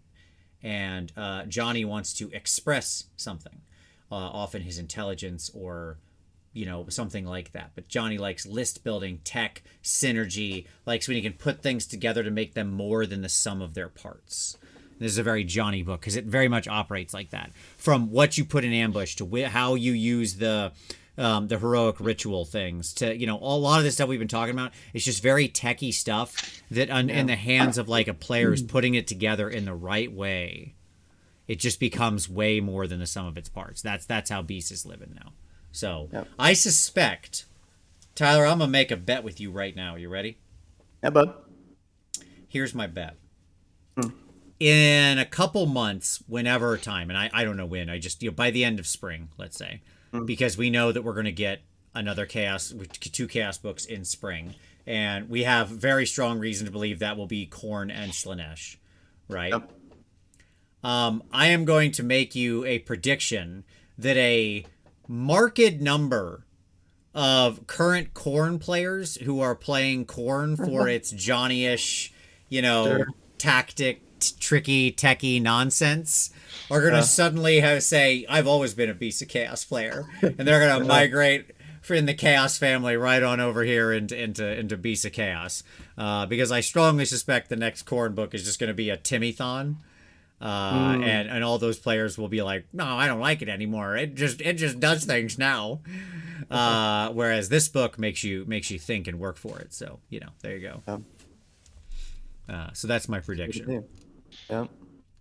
All right, grand strats and battle tactics. Look, they exist, folks. Okay, Matt, this is where I always turn over to the guest and say, guest, is there anything you would like to say about the grand strategies and battle tactics of this book? Because I don't review these. So grand strats, they're all really situational, which is kind of nice. There's no there's no guineas like, where you have the dock one where it's like, okay, I get to play the game and then I get my grand strat. No, I think you actually have to try with some of these grand strats. The battle tactics, though, a lot of them are very similar to dock battle tactics, which really shocked me. Like, I was surprised how easy some of these tactics are, where like I feel like if you really want to, you don't even have to care about the Galatian champions thing. Like, it was shocking to me. They gave us like 5 or 6 battle tactics, which was really surprising, and 4 grand strats. How would you rate these as far as getting the battle tactics accomplished? Like, do you think you're often using, let's put it this way, do you think there's 1 or 2 out of this list you will go to in most games? Okay, so if we're starting off with grand strats, right? Well, we'll do battle tactics here. On the battle tactic, that was good. You covered the big grand strats. I'm good with it. That's literally as deep as I need to go. On the battle tactics side, here's my question. Do you think there's 1 or 2 of these you would do in most games? 80% of games, something like that. You would do 1 or 2 of these? Yes, there's definitely several. would do. So the first one to mention is Rampaging Beast Herd. Just have your Ungors or Gores go into ambush, wait for them to get off the objective, or you just rush your screen onto an enemy objective, and then you get your battle tactic. Cool. Like, I mean, you don't really have to interact with your opponent that much to get that battle tactic. And then the other one that I really like is AW Wilderness, especially if you're playing with player-placed terrain. All you literally have to do is just sit in I think Wildwoods and cover, and then you just get your battle tactic because there's a lot of terrain that's outside your territory. So yeah, those are definitely my two go-tos for battle tactics. All the other battle tactics are really situational, where it's like, let's say you kill a unit with a Ritual of Ruin. Okay, this one enemy hero has like 2 wounds left. Then you just declare your battle tactic and do it. So Sure. yeah, but they're all like generally like they're not difficult to accomplish. So yeah, cool. Yeah, I think honestly one of the hardest ones is in the Shadow of the Herdstone. Just because it's going to be, most players will just not walk. If they know you have that as an option, they just, and also given the way the Herdstone is, and like, unless they're really trying to get in and smash that thing to get rid of your rend, but a lot of people will just backboard the heck out of the Herdstone now, like have it back protected, because there's no reason to have it anywhere else. It's just going to be rough to actually get at, and then, if they do get there, they're just going in there to try to smash it, and then that's it. So either they're going to go attack it so they can smash it to rubble, or they're just not going to get near it, right? So yeah, and honestly, with this new Battletome, we're less reliant on the Hearthstone, surprisingly.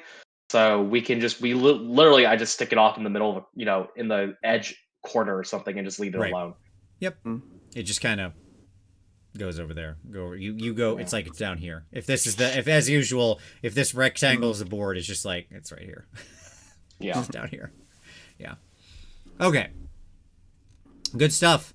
Warscrolls. Let's Warscroll it up, boys. Here we are. All right, let's get this to a good size.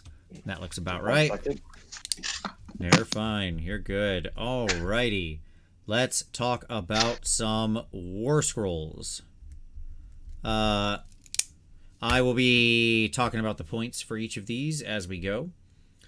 So we will start, of course. What's that? You have the Hearthstone at the start? That might give context. I don't have the Hearthstone at the start.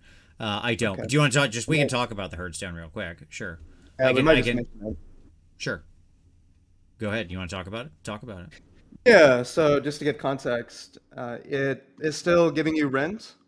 I believe it's a little different. Like I said, I'm not incredibly. It is a little different in timing. So just read it out so people know. Entropic Lodestone. From the start of the second battle round, improve the ring characteristic melee weapons used by friendly Beast Chaos units on the battlefield by 1. And then start of the fourth battle round, do that, but improve ring characteristic by 2. Oh. Yep.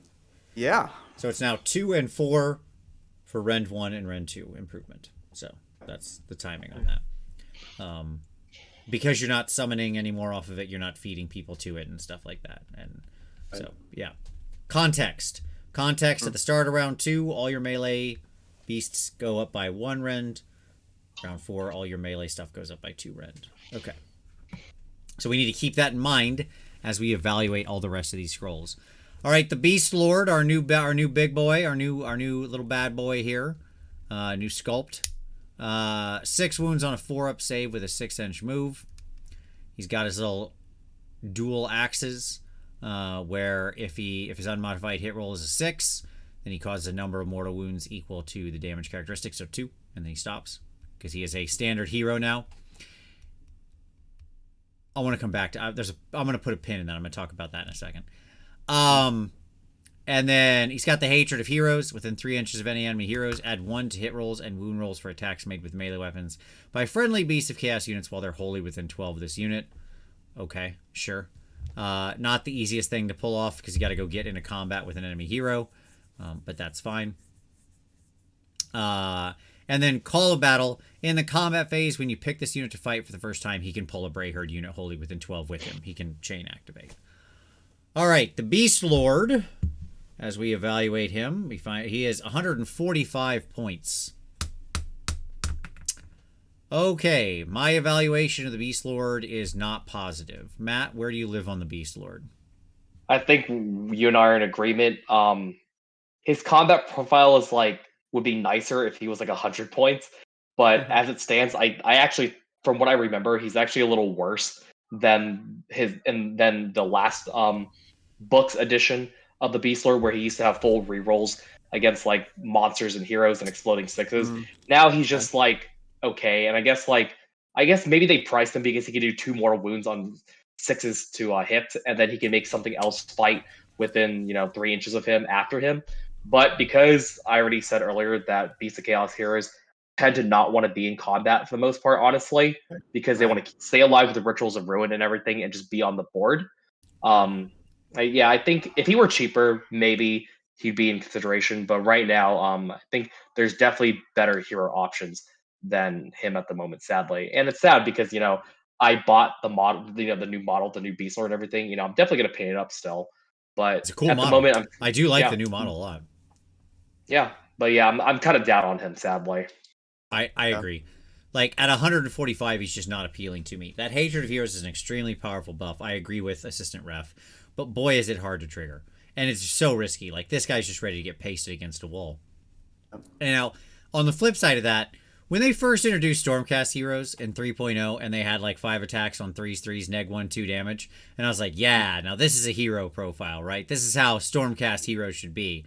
I hate that now every hero, every goblin, everybody is just 5 attacks on 3s, neg 1/2 damage. Like, no differentiation in the heroes unless you're some really massive thing like an ogre tyrant. That's it. But everybody, every vampire, when the Empire book comes out, all their generals on foot are going to be 5 attacks on 3s, neg 1/2 damage. Like, great. Awesome. I love that all these foot heroes all have equally useless profiles now because they're all just like not impressive. There's nobody who really stands stock above anybody else anymore. Stop it.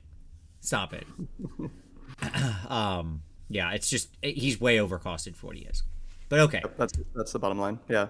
Yep. But I guess luckily though, it's a points issue rather than a war scroll issue. So. Sure, at like I agree with you. At like 100 points or 90 points or something, I'd probably take him just for a shot at it. Like, let's see if we can get it off. You know what I mean? Like, hey, let's take a swing. It's a big, powerful buff. But at 145, nah.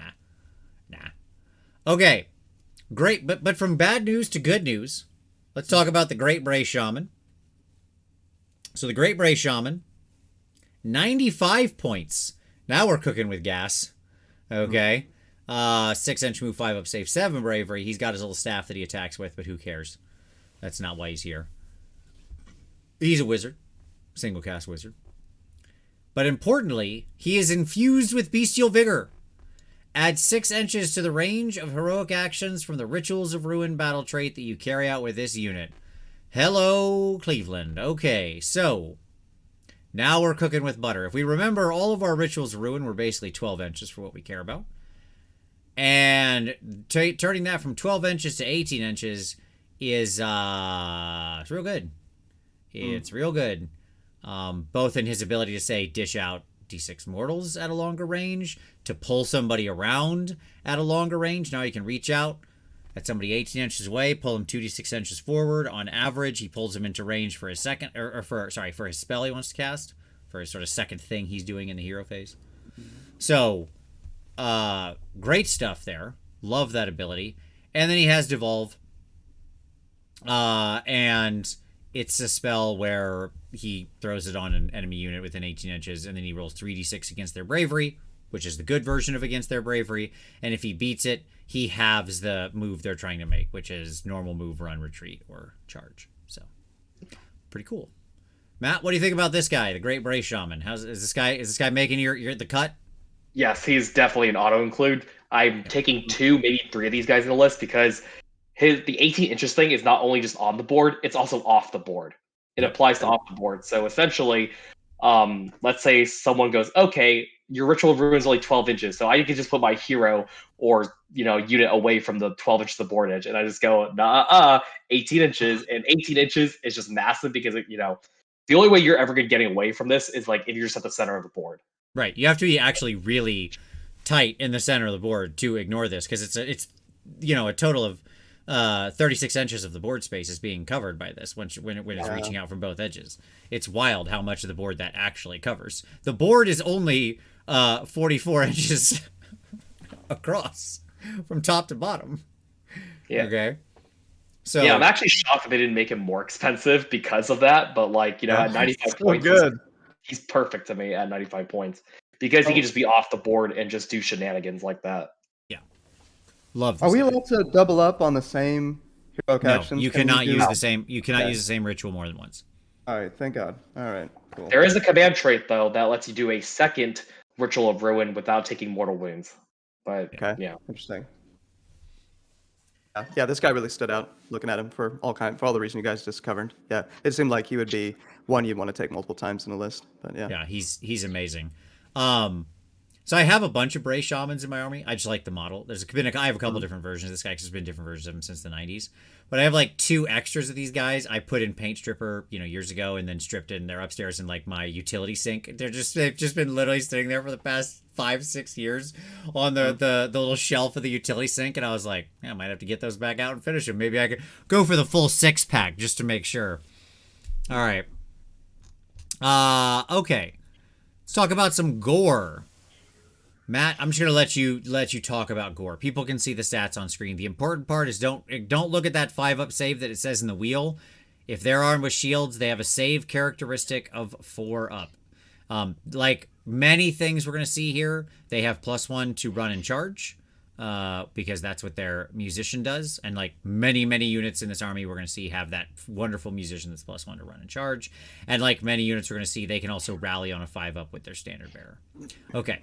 So talk to me about Gore and these guys, because I think these guys are fantastic. yeah. Gores went from being one of the worst units of the last book to being one of the best units in this book, because not only do they make things fight last on a 3-up when they charge you, and they just have to outnumber the unit. So 10 of them, or let's say 20 or 30 of them, just have to charge like a monster or a smaller unit, and then on 3-up that makes fight last. That's nutty. And then with All Herd, this is where the synergy comes from. You run 30 Gores in All Herd. Now they have a 5-up rally, and then they can bring D3 +3. And if you give them shields, the shields last book used to just give them adds +1 a save. Right. Now this changes the save characteristic from a 5-up to a 4-up. So then if you all out defense and if you save stack this unit of Gores, it will most of the time be on a 3-up save, which is insane for, like shirtless beast men wearing nothing but like tribal clothing. It's like, wow. I wouldn't be surprised if this unit went up in points, because this is going to definitely be a staple in lists at the moment. But I guess I guess I've talked enough about it. What do you think about it, Tyler? Yeah, man, it looks great. Yeah, really stood out. 110, 10 models. The fact that you could, would you find it very attractive to try MSU where you're getting multiple cracks at the apple on the 3-up? Yes, there's definitely builds where you can run a lot of MSU, and with the artifact that you can summon a unit of Ungors or Gores, the Greyhorn Trumpet, you just always summon Gores, and then they're just everywhere. And if you put them in the Galatian Veterans Battalion, even with shields, they actually don't. Even though they have a little less attacks than like double-paired hand axes, they actually can fight with the Galatian Veterans Battalion if you run 30 of them, and especially they'll be at round 1, round 2. That's just a lot of attacks. Yeah, their only downside. Oh, good, please. Oh, sorry. Yeah, they remind me of Zongors from the last book, where it's like where like there's just this brick, especially because Bounty Hunters is gone. This will definitely be like a staple in all herd lists, and maybe you want to take 20 or even 30 Gores in other lists too, because it's just so hard to remove. Yep. Just a couple final points I want to make on Gores. Their main weakness for such a great unit now is still the 32 mil base, right? But again, so as mentioned, the Galatian Veterans unit does cover that problem to a large degree. So that's out there. That's something you have to think about whether or not you want to go that direction if you're meaning for them to fight in any reasonable way. Hey, Tyler, remember when units that could spam making things go last on a 3-up caused 4 or 5 rounds of successive nerfs to the thing because it was just too broken to live? Remember that? Remember? Yeah, maybe 2019, somewhere around there. Yeah, now we're doing it for 110 points. Indeed. In a spammable battle line unit, not 400-point demon heroes. So, hey, why not, I guess. There's multiple ways to get some Always Strike Last from this book. Yeah. Oh, yeah. Giving it out like candy, baby. So, at any rate, That they're good. They're good. You know, Yeah, and I think a lot of Chaos books will actually coalition or ally these in to their lists because they're So really cheap at yeah. 110 points. So other than MSU, is the main way you're thinking about these as like a 30 brick anvil, get them on an objective? Are you thinking about them as potentially the +2 to charge, command trait option? Like what are the main uses you're thinking about with this unit? My main use is there's probably just gonna be an anvil. Like I don't really Mm, like rely on them for like damage per se, even though you could tech into damage. They're just yeah. there to sit on an objective and just be really difficult for your opponent to remove. Uh, And just imagining like when I read the rule that they make you fight last with a 3-up, you ever been in a mosh pit?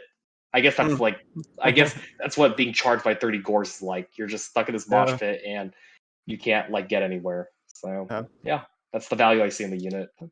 Pretty impressive. It's fascinating to me the how the world wheels and wanes. Yeah, but I think it's interesting, Tyler, that they do have multiple uses. I can see the MSU build. I can see the charge and attack off the ambush off the board edge, whatever you want to say, build. I can see the 30 brick on an anvil in all herd just being like very, very hard to shift because they just keep regenning, right? I think all those are valid depending on the rest of what you've chose to support them and build the list around, right? Like Right. they feel like they can do a couple different roles, and that's strong.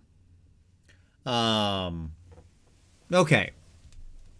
Gareth, I appreciate that that's something you can't picture.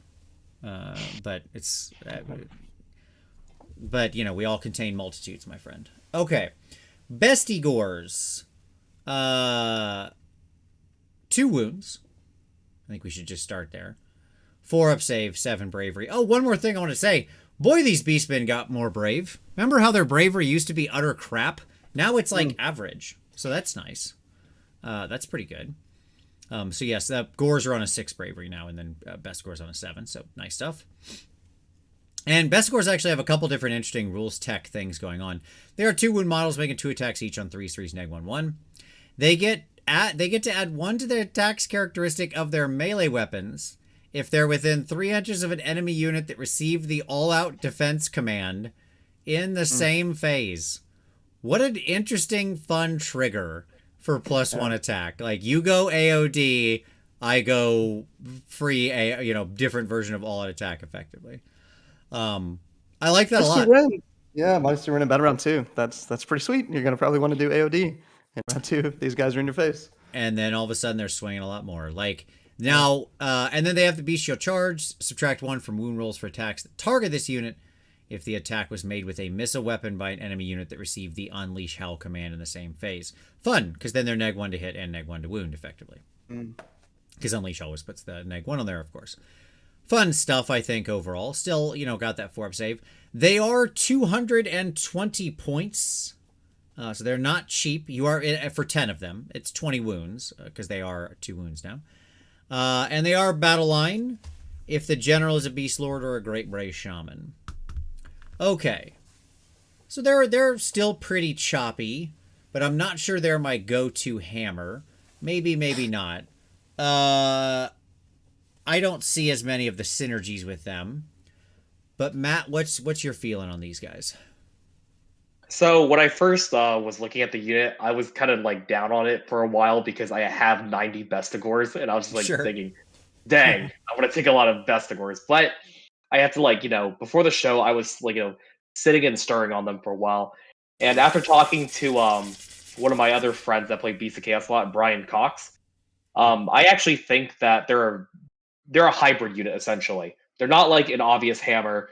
They're not like they don't lean into totally being an anvil like 30 Gores will and all herd, but they're a very multi-purpose unit. Like I think, for example, a good use of Bestigors would be charging a block of 10 Bestigors with another hammer in your book, like a Gorgon, and then it's like you ask your opponent, okay, if both these units charge you, you want to pop all out defense.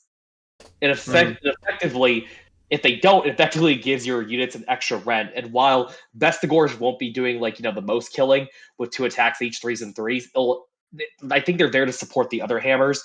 And because they're a 4-up save and a 5-up rally, they're not the easiest to remove. I mean, I don't think maybe the most Bestigors I will take in a unit is probably 20, and I can see why they didn't allow them to benefit from all herd because 20 Bestigors and all herd would have been really oppressive to deal with.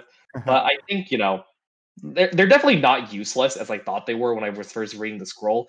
I think it just maybe needs to go down in points a little bit, and then it'll make sense in lists. But as of right now, maybe something it's hard to fit in lists, but there's definitely like tech with them. Like there's definitely play.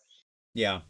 I think they're interesting. I agree. I think the problem right now is completely the points. I think their points are just a little bit too high when we compare against the other hammer options. I agree they do feel a little bit hybridy, but the fact that they can't benefit from like the all herd regen and miss out on some of those kind of things, it's problematic to me. I think most of the time, I mean, we're going to get to Bulgor, to Minotaurs here in a second. So I don't think they're bad by any stretch. I agree with you. I think the bones are here. And if these guys went down to like 200, 190, somewhere in that space, okay. Okay. Like now I feel like we'd be talking and we'd be a little bit more competitive or interesting option. Right. So I think they're just a wee bit too expensive right now, given when compared to the other hammers. Yeah. Yeah. Yeah, I think my biggest mistake when I first looked at that scroll was I tried to compare them to Chaos Warriors, but then when I realized that they're like a hybrid unit, it made me appreciate like the role of what that unit could be if the points were a little lower. Yep, and I think with those kinds of jack of all trades units, you really they have to be priced right, because otherwise it's always better to take the strong in roll version, right? Yeah. Okay, cool. Let's keep moving. Ungor. 5 up save, 5 bravery. There's the bravery we know and love. Still they got more brave. I think they were like bravery 4 before. Everybody moved up a pip, I think. They still get +1 to run and charge and rally on a 5 and all of that kind of stuff. The important part about Ungor, the only reason you take these dudes, is for Fleet of Hoof. In the combat phase, when you pick this unit to fight, you can say that it will evade the enemy. If you do so, this unit retreats instead of fighting. Ungor are 10 for 80 points. They are battle line base. They are exactly what you think they are. Evasive, annoying chaff. Right? That is the idea of them. And they have a move of 7 inches. They're fast little boys. So. 5 up save's not bad as a baseline. So, yeah. They're fine. They're cheaper 10 at 80. That's why I kind of like them at 80 points. Yeah, that's first. Exactly, dude. Yeah, first thing that comes to mind. Yeah, they don't fly, a little slower, but a little cheaper. Having played Furies a lot over the last 2 weekends, I could definitely see a lot of value in Ungor. So, I mean, the ability to just retreat on an activation is a really potent ability, because it gets you. It often makes your opponent make bad decisions in what they have to and the priorities of how they activate. That's what I'll say. Exactly. As a Skaven player who has this trick on all of your heroes, and as somebody who's played against super annoying Seraphon when they had this trick with their skinks automatically, right? I mean, it's a really interesting way it affects the combat phase, even for a junk unit like this. And the fact that these guys are cheap as chips, it says, yeah, okay, I can see him in there. Potentially good ambushes as well, where they could come on with a 7-up charge, potentially with a reroll as well, and then do the retreat trick. Sure, to just walk onto a farther away objective if they need to get deep in. Yeah. Mm-hmm. Yeah, it could be a number of little combo plays with them, and like I said, messing up activations. Yeah, so I dig these guys. Like, it seemed like you'd have a role for at least one, if not multiple units, potentially. Yeah, they're definitely a staple. Yeah, and remember, these guys do benefit from the return as well. So like, as long as they don't get wiped and they can walk away or something like that. So even if they take some impact hits or something like that, they don't generally care. Like they'll walk away and be able to regen some models up and things like that. So very cool. All right, the Raiders, 6 up save, otherwise the same profile. They got Raider bows, of course, 12-inch range, 2 attacks, force 4s, no rend 1 damage. Hey, Raider bows. What's going on, guys? What is going on? Well, they definitely made the unit a lot better. Yes. 12-inch range. Homies, you need to take a look over at Goblin Town. Those little morons figured out the secret tech on 20-inch range crappy short bows. Maybe the Ungor need to go raid the Goblin Shooters and get 8-inch ranges, or plus 8 inches to their range. That kind of stuff drives me crazy. I hate that Goblins have a 20-inch range in their shot. It's dumb. Anyways, these guys are 12. They have a thing called Hidden Volley. What's Hidden Volley do? Well, once per battle. At the start of your movement phase, if this unit is in reserve, you can pick a point on the battlefield edge and say that this unit will unleash a Hidden Volley. If you do so, this unit can shoot in that phase, but it must target the closest enemy unit to that point. If more than one enemy unit is tied to be the closest, you can pick which unit is the target. Okay. Neat. They can shoot when they don't even exist on the board. It's fun. Yeah, I've seen some people not necessarily freaking out, but concerned about this. So, Matt, how real is this? Anywhere from like I'm going to pull Necklace toward me and shoot him with 60 or Ungor Raiders, or like is this a real strategy in your mind? I mean, maybe not Techless, for example, because he will definitely Yeah. survive that. But I think Yeah. if you combo this with Blood Taunt, let's say you have the Galatian champion, usually Galatian champions on a 4 or 5 up save, you pull them out of, being within 1 inch of a battle line unit, and then you give them some pepper, as I always like to Yeah, say. And then if you're taking like, let's say 20, 30, maybe even 40 of these guys, that's near to like 60 to 100 something shots, which is like really good on 4s and 4s. Yeah, I mean 12-inch range is limiting, but you're also shooting off the board once per game. So like it's really good to like snipe something. And even though it's the range of this unit used to be 18 inches, now it's 12, Yeah. but they're definitely priced at being able to essentially double shoot once per game. And that's extremely valuable for their points. I'm shocked they're not more expensive than 110. And also the nice thing about them is that if you're taking a unit of Ungor's battle line, these guys can become battle line, kind of like how you take Wardens and Sentinels together. So, yeah. Here's my question with this rule and how this works. Okay? I'm going to reread this. Once per battle at the start of your movement phase, if this unit is in reserve, you can pick a point on the battlefield edge and say this unit will unleash a hidden volley. Okay, fine enough. So I've picked a point on the battlefield edge, somewhere around the rectangle. If you do so, this unit can shoot in that phase, but it must target the closest enemy unit to that point. What's the range of that? Closest enemy unit to that point. Like, I'm shooting. I've picked that point. Do I use my normal Raider bow range? Do they have to be within 12 inches of the point? Or am I just targeting the closest enemy? Like, if the closest enemy to that point is 30 inches away, do I still get to shoot him? Where am I measuring from? Yeah. This definitely needs to be clarified, but the way I've read it is that essentially they can shoot from anywhere on the board because it says just pick a point, not like pick something in range. But obviously, there could be different interpretations of what that means. So I think maybe that definitely needs an FAQ or something. It definitely does, because like as you were saying that, Cygnus Maximus in the chat is like, it's the range of their bows. But then I know but nowhere on there does it say they have to be within 12 inches. Nowhere in there does it say use this point you picked on the edge as the origin point of their shooting, which is what it would need to say. It just says you shoot them, right?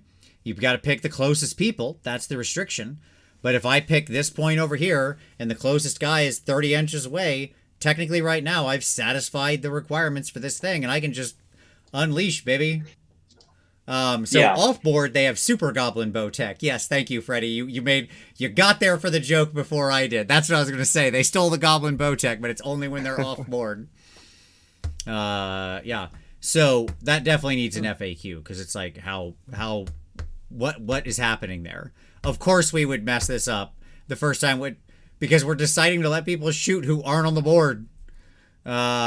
This is the first step, by the way. Tyler, do you know why I'm so excited about this ability? Why I love seeing this ability printed in a book? I'm glad you're back, because I feel like Tom Lyons has taken over hosting this show. That was a very Tom Lyons argument, but let's go on here. You're fine. Do you know why I'm so excited about this ability? What's that? Okay. Because, Tyler, this is the first step to how we get orbital bombardment from Sigmaron. Okay? Like, Stormcast should have had orbital bombardment from forever ago. Okay? Yeah. But they were afraid to have some kind of shooting happening from off board. Right. Okay. Right. Yeah. But you're right. Finally, 100%. But we needed the Ungors have to crawl so that somebody can walk. So that in 4.0 Stormcast will be just like dropping lightning bolts from heaven all day. Bombard. The Owen Jackson is listening. He's in heaven right now, just thinking about it. He's in his ear. Loving Absolutely. it. Yeah. And everybody who's saying, I get why it's the bow range, or like, I get the argument, okay? I understand. I'm just saying the ability doesn't say so. It just says you're effectively using some kind of different mechanism to shoot, right? And the way they need to clarify that to avoid the interpretation I just gave you, and that reasonable people could assume is how it works, is to FAQ it, okay? When rules are unclear, you can't logic your way out of it. It's unclear. Reasonable people will come to a disagreement. That's why we FAQ it. Okay. Okay, Tom. Move on. I'm just I saying. guess the only reason why I feel like it's, with how they worded point, you could pick anywhere on the battlefield because there's some similarly worded abilities, like let's say with like Stormcast, the guys with the banners that can do mortal wounds. It says just pick a point. You don't have to measure range. So that's where I'm coming from, but definitely this needs an FAQ. Yep, Yeah, absolutely. I agree with you, Matt. Yeah. And I can't wait for the eventual orbital bombardments to start. I'm very excited. Yeah. Okay. Oh yeah, now we're at my guy. All right, we've left behind the weedy section of the book. Now it's time to get into the meat. All right. Truly my favorite hero, and that is the Doom Bull. I've always loved the Doom Bull. Another hero I have way too many of because I just keep painting very different Doom Bulls because I just think they're like the coolest dudes. Move 7, 8 wounds, 4 up save, 7 bravery. He's got his little horns. He's got his axe. Good stuff. When he charges, he does some mortal wounds. He's got a 2 up D3 mortal wound impact hit. He's got his blood greed on any attack of a unmodified hit of a 6. He does mortal wounds equal to the damage of the weapon and the attack sequence ends. So either 2 or 3.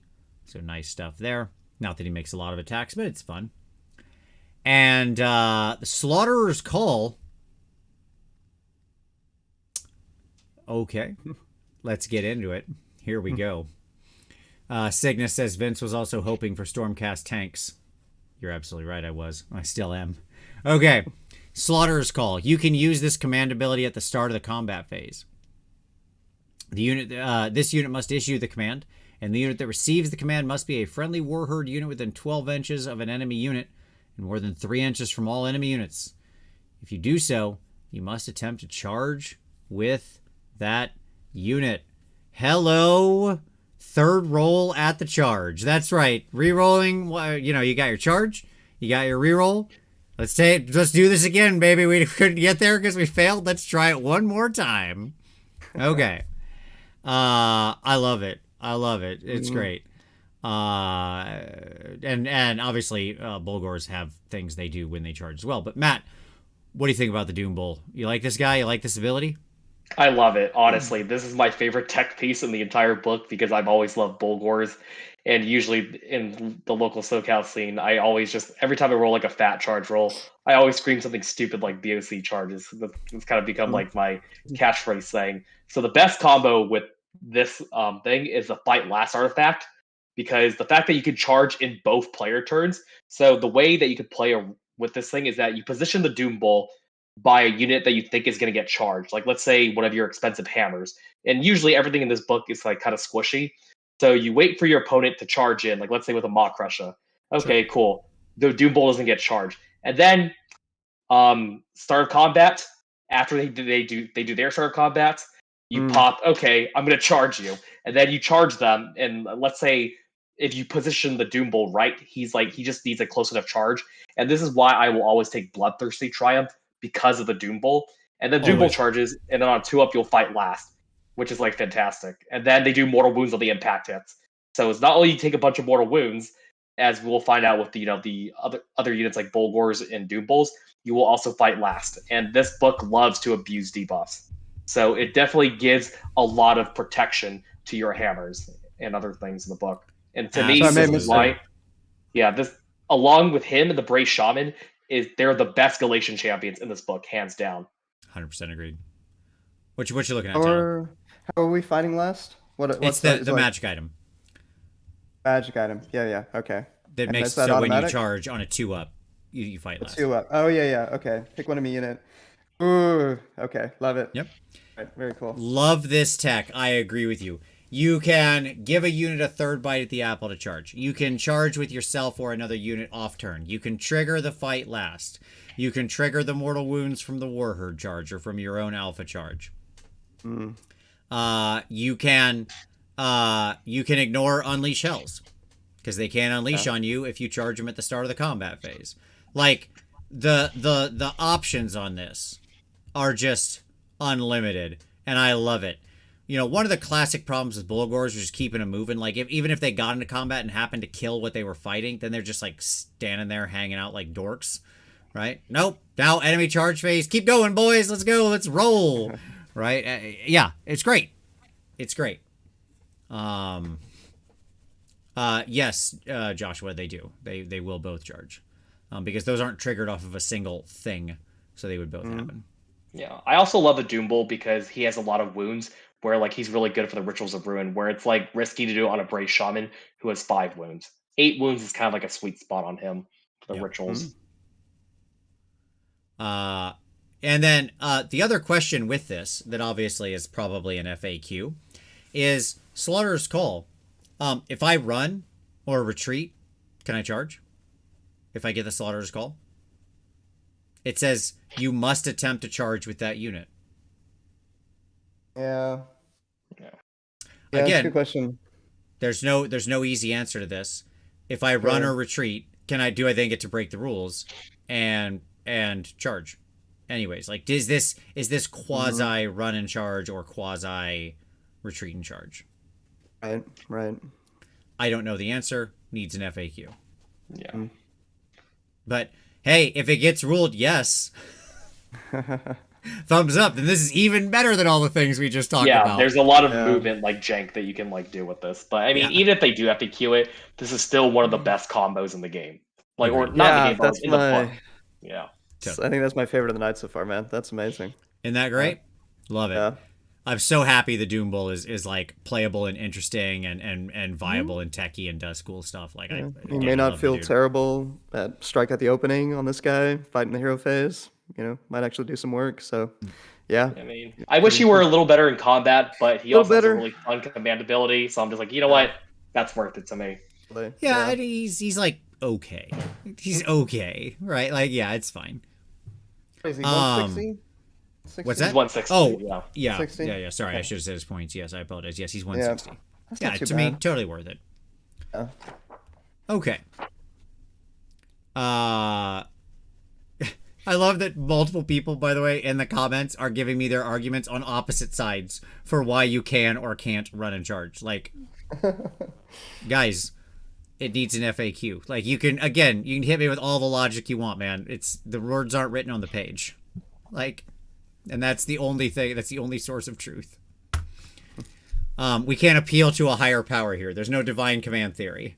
These rules just come from someone. That's it. Somebody has to give an answer. So, that's what happens. Okay, Bulgor. Axe and shield, pair of axes, the big axe. You're taking the big axe. I think you're taking the big axe, personally. That'd be my vote, but hey, you do you. And I'm doing that mainly because the regular axe and shield and the pair of axes hit on 4s. And I'm like, well, I'm out. I'm out right there. I'll take the 2 attacks on 3s over almost any number of attacks on 4s. As we learned when we looked at the Exalted Hero of Chaos, who doubled his attack number, but by moving to 4s, he literally does less than half the damage with double the attacks. It's just like, it doesn't work, man. The math is so much more terrible. Like 3s and 3s is a catastrophically better profile than 4s and 4s. I haven't even mentioned that yet. Like, this book obviously absolutely hates minuses to hit. Oh, sure. There is still a lot of 4 up to hit in this book. Yeah. Yeah. Yep. So, but at any rate, they get the +1 to run and +1 to charge. It's not run, it's just charge. But they do have that.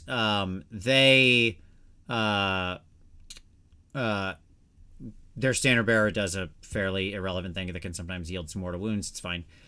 When they charge, for every model in the unit on a 2-up, you do a mortal wound. That's how their charge works. And they have the blood greed, where if they roll a 6 to hit, its mortal wounds go straight through, which is cool.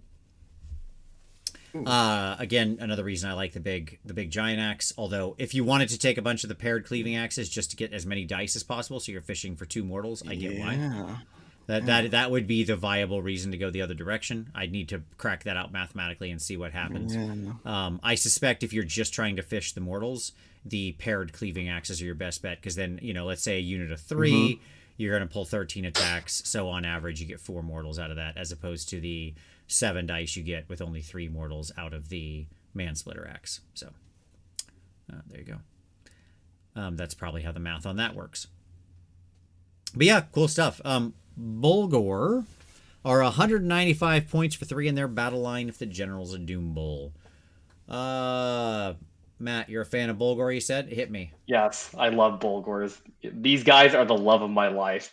Mm-hmm. I've always loved running them last book, and now they've gotten even better. And even though 195 is a little costly, they definitely hit at their price point. And they're definitely costed because they can charge in both player turns with the Doom Bolt. Like, that's just crazy synergy.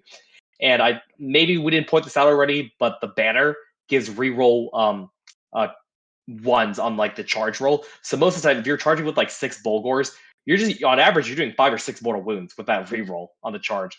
So that's really nutty. And then if you're charging in somebody else's start of combat, cool. Not only, like, let's say if the Doom Bolt charges in, or if the Doom Bolt charges in, you fight last, and then all these other Bulgors are just like slamming into you, and then you're taking like 5 or 6 mortal wounds. Or if you're taking a unit of 9 Bulgors, that's about 9 mortal wounds.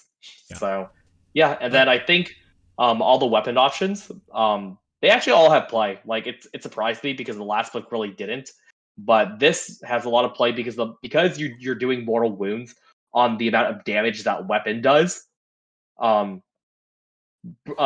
paired hand axes are really nice for just fishing for 6s. It's just a weight of attacks. Sure. Great axes. Like the math real quick. It looks like the 2 attacks, 3s, -1/3 damage are just slightly better than fishing for 6s on mortals for reference. Like about a 0.6. I want to shout out Bartek in the chat, who was nice enough to send me a spreadsheet with all the damage calculations in it. Yeah, this is an interesting one to look at. Yeah. That I promptly then forgot to load into the presentation. I am very sorry. You did an amazing job. I want to shout out Bartek, who posted that in AOS Coaches. Go check out AOS Coaches Discord if you want to see it.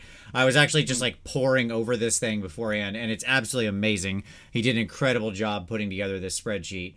So thank you, Bartek, if you want to see that. But yes, it depends a lot on the particular save. And so when you look at this sort of damage profile, the duel it depends on, again, what does the save look like. The better the save, the dual axes are better. The lower the save, right, the great axes end up being slightly better. If they can cleave off all of the armor save, then you end up getting slightly more damage out of them. So like, it depends on what the base save of the target unit is. So. And Matt, what are the base size for these guys? They're on 50mm bases, so they all used to be 1-inch reach last book, but now they're all base 2-inch reach. So most of the time, you actually don't even need the Galatian Veterans Battalion. You can actually get them all stuck in, which, totally. To me, with 6 Bulgors are like, I think 6 Bulgors is the hardest hitting thing in this book. I mean, unless I messed up the math or anything, but they are definitely can openers, as I like to call them. And there is a debate between taking great axes or paired double weapons, because they have the same rend, and then even though great axes have less attacks, they hit on 3s instead of hitting on 4s, double paired hand axes. And I actually really like the shields on Bulgors, because even though the shields gives you a little less attack, it's 3. You still get 3 attacks each with a paired hand axe instead of 4 attacks. And then your save characteristic also changes from a 5 up to a 4 up. So if you want a tanky brick that can just dish out mortal wounds while they like hold the line and fight, shields can make Bulgors be on a 4 up or 3 up save if you safe stack them enough. So they're all really, like, last book. You always just went great axes because they just had a lot more rend, but now every weapon option has a choice. So I do like that. Yeah. Yep. And these guys are big damage, by the way. Like, you're absolutely right. Like, they are, no joke, these are big damage. They are not the biggest damage in the book. Let me say that. But they are big damage. There is actually a winner who beats them on the damage profile in melee. So, but we'll get there. We'll get there. All right. Cool. But that being said, when you count in their mortal wounds, you're absolutely right. That pushes them way over the top. Like just on raw, what they actually put out on the attack, somebody else slightly beats them slightly. But when it comes to act, but when you figure in their mortal wounds from the charge, they go way back up above. Okay, Gorgon. Oh, I'm here, baby. I'm in for it. The Gorgon, 16 wounds, 5 up save, 7 bravery.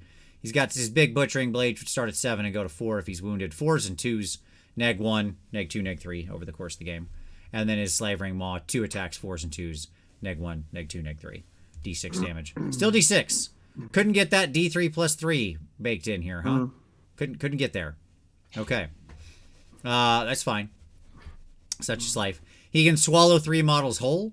He's just got to roll greater than their wound characteristic. Again, teach this to the giants, please. So that's nice. And he can feast on flesh. He has his monstrous rampage still. So improve the rend characteristic of this unit's melee weapons by 1 until the end of the following combat phase. So 1, 2, 3 becomes 2, 3, 4. Depending on, obviously, the current battle round. And if any enemy models are slain made by attacks made by this unit, you can heal 3 wounds allocated to this unit after all of its attacks have been resolved. I should state that when he eats people, he also heals. He's got quite a lot of self-healing going on, which is fun. The Gorgon is battle line in Quake Fray, and the Gorgon is 240 points. He's got a low save, but did we get there? Here's the question. Did we get there? Did we actually finally make a monster with a 5 up save where the points are accurate and this guy's appealing to run? Like, did we do it? What do you think? Matt, what do you think? I definitely think so. Like, Okay. I always felt the same way about, like, most non-hero monsters in the game, like, just don't, like, really cut it. But this guy actually cuts it because he used to wound on 3s. And yeah, even though they made his hit, he used to hit on 3s, but now he hits on some 4s. That's a little worse, but he always wounds on 2s. And here's how his, like, here's how his healing works is that, like, every time he consumes a model, like, let's say he picks 3 models, he heals based off of their wounds characteristics. Let's say if he's fighting Annihilators. I rolled 3 4-ups or something like that. He's healing 9 wounds plus, if you do his monstrous action, another 3. And also the neat thing about his monstrous action is that you don't actually need to be in combat for him to pop this monstrous action. He can pop this monstrous action to get an extra rend and heal, at the end of the charge phase, and then you combo him because he has the Warherd keyword with the Doom Bowl. And then you just make the Gorgon charge, and now this Gorgon is just Rend 3 healing in your lines. Like, he doesn't even have to be in combat for that to happen. So that's a really, like, neat tech. I like that timing on it as well. After his attacks are resolved on the healing, that's nice, right? It's kind of like some regeneration that you could get maybe before it gets hit again or whatnot. So yeah, pretty cool. Yeah, and also he combos really well with one of the spells we were talking about earlier, Vicious Stranglethorns. If you can't, the no pile in spell, if you make a unit not be able to pile in, Gorgon fights, he takes out 3 units, and then they can't pile in, and then you just break coherency. Yeah. Absolutely massive. That was the first. Yeah, this guy's a Star Drake rolling around. 240 points. I mean, playing the Star Drake throughout 2019, and how good that is, and how viable it is right now with Owen and others. You'll see every once in a while. So I love this guy actually at 240. Yeah, my only downside with him is the same downside he's always had. I think at 240 he's great. I think he hits the offensive bar. I love that, as you mentioned, yes, he does combo with the Doom Bowl for the combat charge. My only problem with him remains the same problem I've always had, and that's he moves 8 inches. Yeah. I mean, that's why you're able to ambush him to give him +1 to charge, or you take Slake Fray to give him +3 moves. So I guess that kind of makes up for it.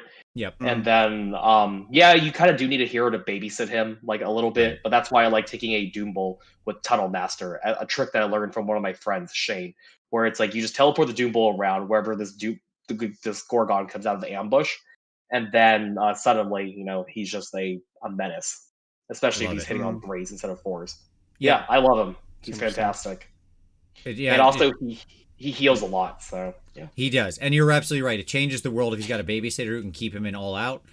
And when he's on, and keeps him on a rerollable 8, right? If he's coming in off ambush. Yeah, absolutely. Yeah. Okay. Hey, thanks, Chris. Yeah, we hit the 100K. Hey, I didn't even say it yet, but, subscribe, do all those things. We got there, everybody, and that's thanks to all of you. So thank you all for watching every week. It's an amazing milestone. So I'm super jazzed. And I'm very and eternally grateful to everybody who watches and subscribes and does all those things. So thank you all. Okay. Dragon Ogres. Let's talk about Shaggy the Shaggoth first. Of course, he's 10 wounds, which is the downside, because that makes him the worst number of wounds, which is always unfortunate. Nobody likes to be 10 wounds, but here we are. 8-inch move, 4-up save, 7 bravery. Still a monster, so that's nice. He's a wizard, a single cast wizard. He has some attacks. They're not bad. He's okay in combat. He's okay. I think that's the best way I can say it. He's okay. I'm gonna stick to okay.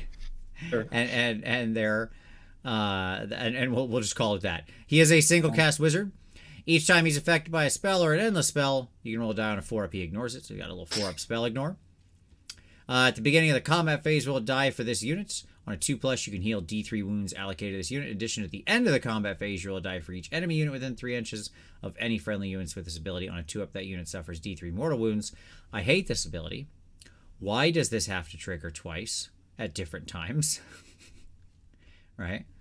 I guess they're both at the end of the combat phase, but why is it just one thing? Why doesn't it just state it all cleanly? Roll a 2-up for this unit and then the enemies and blah, blah, blah. But that's fine, sure. Whatever. Yeah.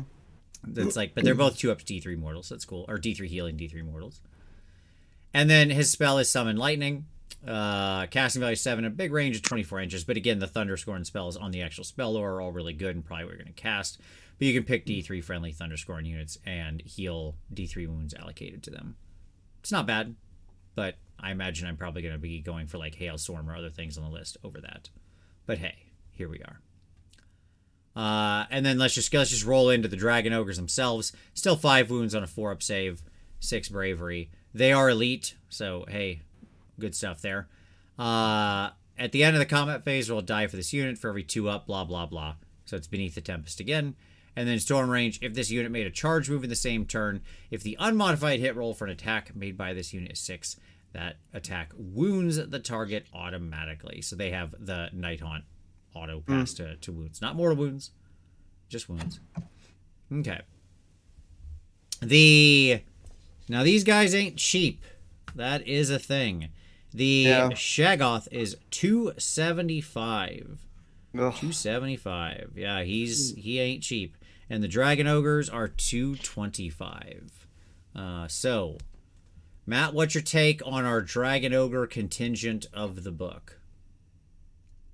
Yeah, it's definitely shocking that he went up about 100 or 120 points from his last iteration. He does hit harder, and actually he heals a lot more reliably. But I think he's definitely overpriced, and they probably priced him this way not only because of his spells and just because he hits harder. He can also heal off board when he does the Rituals of Ruin. There's nothing that stops that, because it doesn't say that when he heals, he has to be on the board. So because the fact that he can just heal on a 2-up D3, he's actually probably the best recipient for doing a Ritual of Ruin. But because, he has all this great utility, that's probably why he's overcosted. And maybe I have the suspicion that some of our points cost for these units are definitely because of how strong or how taken how often the Shaggoth was taken in VOC lists, in the last book. So yeah, I think he's paying the last book tax. I agree. I think both these units are paying a little bit of the last. Yeah, book Dragon tax. Ogres are definitely paying the last book tax because they used to be 125 points before. Yeah. I mean, now then they go up to 145, and now they're 225. Or they pretty much have the same similar profile. They all went up 1 damage, but and they heal a little better. But they're still on a 4-up save, and they can't rally. So they definitely got weaker from their last iteration. The Dragon Ogre Shaggoth, is that our only option for Thunderscorn Wizard? Yes. Is there no Yes. other option? Okay, interesting. This is the guy. Yeah, it's just too many points. That's brutal. 275 for this guy? I don't know. That just feels terrible to me. Yeah, I mean, here's what I'll say with these guys. I think here we've hit another one of those situations where, like, the bones of this are perfectly fine. I don't think there's anything innately wrong with the Shaggoth or the Dragon Ogres. I'm glad to see the 2 damage base on the Dogres for their Stormforged weapons. You know, again, these guys are each swinging around a Stormcast hero profile. 5 attacks, 3s, neg 1, 2 damage, because that's just the only profile we make now. But, like, good, fine, great. You know what I mean? It's all fine. It's just, I think they are a bit too high right now. I would love to see these guys come down. I think the Shaggoth has farther to drop than the Dogres. I don't think the Dogres with their new profile are horribly overcosted, but they are high. I think the Shaggoth is overcosted. I like him. I love his spell lore. I like what he's doing.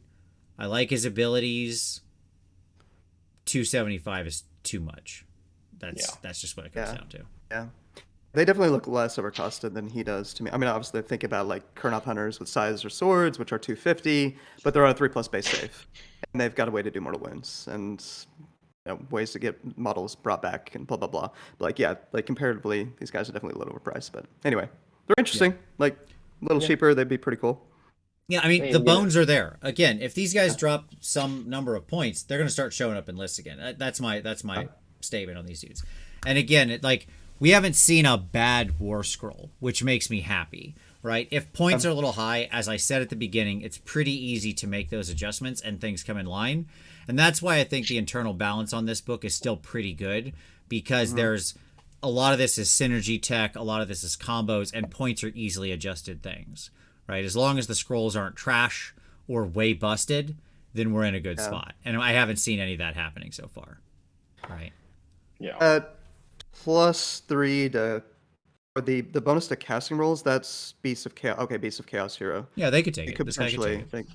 Yeah, he could take twist. He could take twist spray, which makes the Shaggoth valuable. It's just they're definitely paying for the sins of the last book, and but when they decrease the points a little bit, as Vince says, they'll definitely be seeing a lot more. Yes, absolutely. Okay, the Jabberslythe. I don't think he's very good. Anybody want to defend this guy? But that's it. That's what I'm going to say about him. They sadly made him worse in the book. Yeah, they sadly made him worse from the last book, which is kind of disappointing, and they made him more expensive. So, yeah. Like, his monstrous aura rampage thing is like not very good. He's not very good. He is do 160 points. I don't know what I'm doing. And stop calling, like, I get it, the Jabberslythe and the Vorpal Sword and Snicker Snack. I understand. But like you can't call something a Vorpal Claw with no special abilities that's on 3s, no rend, 1 damage. That's nothing.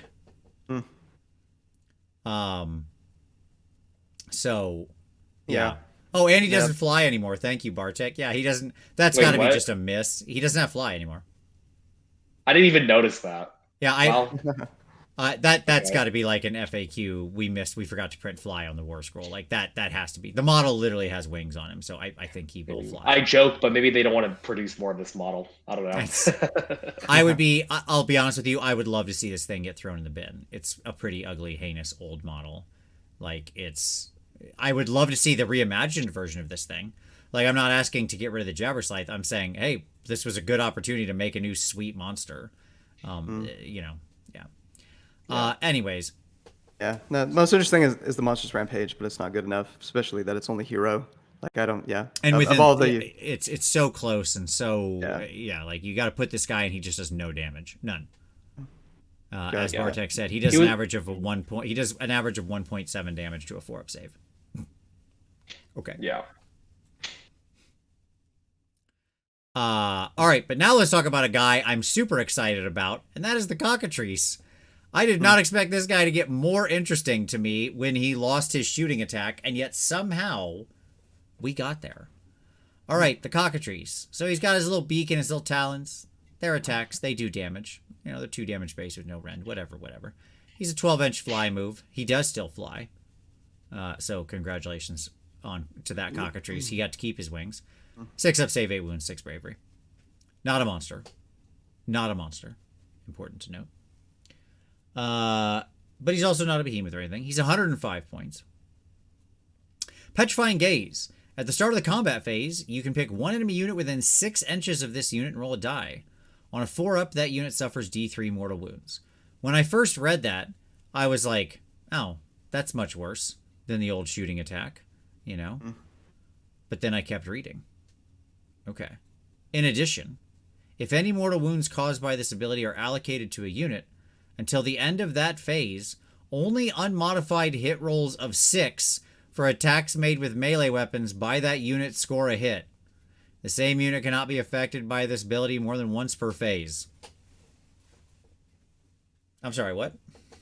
Yeah, that's phenomenal. I'm sorry, what now? Look, you got to roll the 4-up. You don't have to be in combat to do it. It's going to be super close. I mean, 6 inches, but you don't have to be in combat. You got to roll the 4-up, and then those wounds need to stick, i.e. not get, warded off or whatever. But plenty of people don't have wards. And plenty of people, if you do D3 mortals, just take that. I'm sorry, what? Yeah. Like, they can run and still do this. It's not a shooting attack. This is just a thing 12, that happens. 24-inch threat range on that. Oof. Yeah. I mean, Matt, where are you living on the cockatrice? So he lost the monster keyword, but they actually made his mortal wounds more reliable because last book was on a 4-up, it's D6, and now it's just flat D3, and then he can still run, do it. And then I've seen this thing being tested, and rolling a 4-up and just making the opponent hit on 6s is like heartbreaking. it's really painful. It that's can generate a lot of madness. NPE. Yeah. Yeah, this guy, yes, as I said, he's 110 points, I think is what I said. 105. Sorry, 105 points. 105. That is such a wildly powerful rule. That is crazy. Like Tyler. Okay. Yeah, go ahead. Take your 10 block of the powerful elite things you like to run. Exactly. Yeah, Chosen, I'm thinking my Karazai protectors list, right? Your protectors. Yeah, welcome to hitting on 6s. Your unit now does nothing. Suck it. Like this thing, yeah, but it's so cheap. I would think a number of. I mean, I know points are going to be very tight. The base of chaos because we're talking about a lot of points that are a little too high, right? But still, I would think that if our number of lists are going to have 2 of these in their list, Sure. the fact that you can because then you got a 75% chance to resolve it on the unit you want if they try it as a pair. And one potentially an auto threat range, but you can also obviously ambush them, right? And they can now. I guess they're going to be on an 8.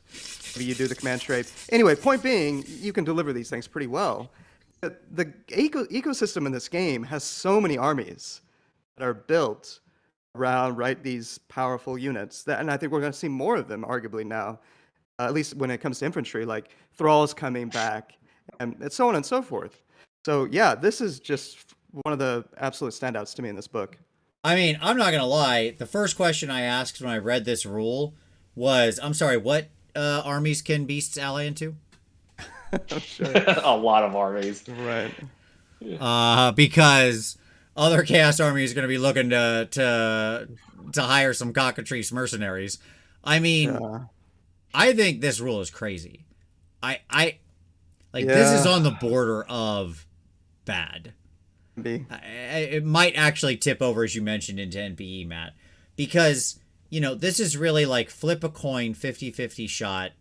That unit is ruined for combat. Every combat, your combat and enemies. Yeah. Right. So I actually, before I read it again, I actually thought you had to be in combat with the cockatrice. I was like, okay, maybe this is a little bit more balanced. But the fact that you can just literally 6 inches outside of combat and just do it is like, okay, that's probably a little oppressive. Yeah. And it's the threat, right? We're always talking about threat perceived, threat achieved. Or whatever that saying is. It's that you have to potentially prioritize these damn things in an opponent's list. Yeah. Now, otherwise, you might pay the piper. Yeah, the flip side of this is obviously if you have some kind of shooting in your army, this is a relatively easy thing to remove. He has 8 wounds on a 6-up save, so I don't want to like overstate what it is, right? I mean, he is but he's not protected. He is just out there and a very like he is just 8 wounds, right? It's the question of can you do these wounds at range? If you have some kind of shooting, boy oh boy, and then like you know if you're running your traditional mixed arms list, Tyler, right? I mean, this guy has to be almost top of the priority list. Yeah, Now, exactly. Which that's part of the issue. Well, not just a part of the issue, but it's part of the value, I would think, to Beast of Chaos. Like you're getting value either way you're looking at this. If your opponent's having to prioritize these damn things, they're not prioritizing other things. I don't necessarily want to be shooting at cockatrices. Sure, You know. sure. No, I understand. It's not. I'm just saying this thing. Yeah, this rule is wild. This was like if they had to be in combat, this would be a lot more balanced. Right. But because I they agree. don't have to be, like imagine you take this in Zinch, you sit them behind a block of horrors. Yep. Now not only -1 to hits, now they will be hitting only on 6s. That's insane. Now that we're talking about it, the fact that you can ally this probably what all can ally be? Is it essentially everything like Nurgle, all the so you said Zinch, so assuming all of the Chaos factions, you know, Zinch, Nurgle, etc. The fact you can do that, that's probably what makes it busted alone. Just outside of Beast of Chaos, like that seems a little potentially ridiculous. The combinations you could do with this thing. I don't know. Like, maybe I'm overreacting, but no, I mean I don't. I'm not sure you are, because I'm not sure it's not worth for 210 points in most Chaos armies that can take this. Having 2 of these to babysit your melee blocks, your anvil blocks, right? Because they're just going to sit behind them, effectively completely pillow forted by them, right?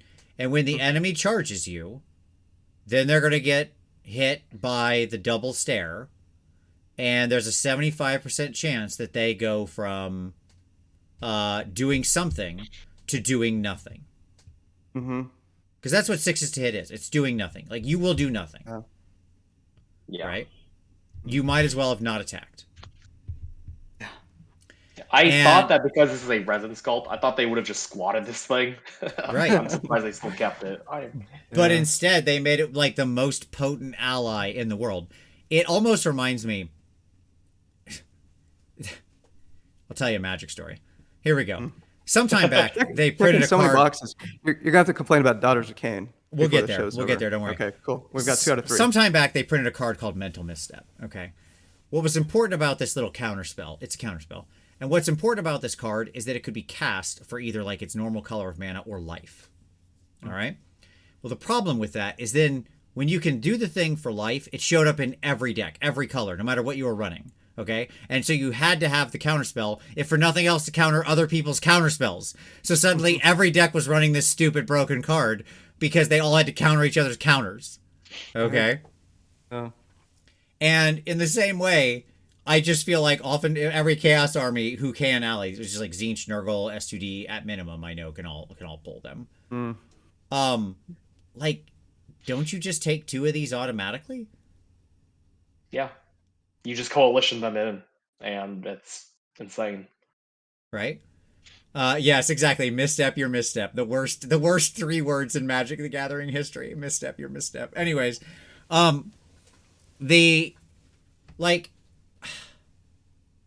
yeah, I love that they gave this guy a really cool ability, but why is it that? Why is it this good? You know, I agree with you, Matt, by the way. The right answer should have been he's got to be in combat. Yeah, right. Yes, that would at least begin to approach reasonability. Right. Right. Well, because then you'd have to actually risk this thing. It wouldn't just sit there theoretically forever doing that. Right. Because, I mean, again, you show up into the combat, you do nothing. Yeah. And then what? Future combats, that's just going to continue. The fact that Matt was, or what you guys were saying, you could use it like a quasi unleash hell, like the greatest potential unleash hell in the game, just turning your opponent off. Right. They come in like that's wild.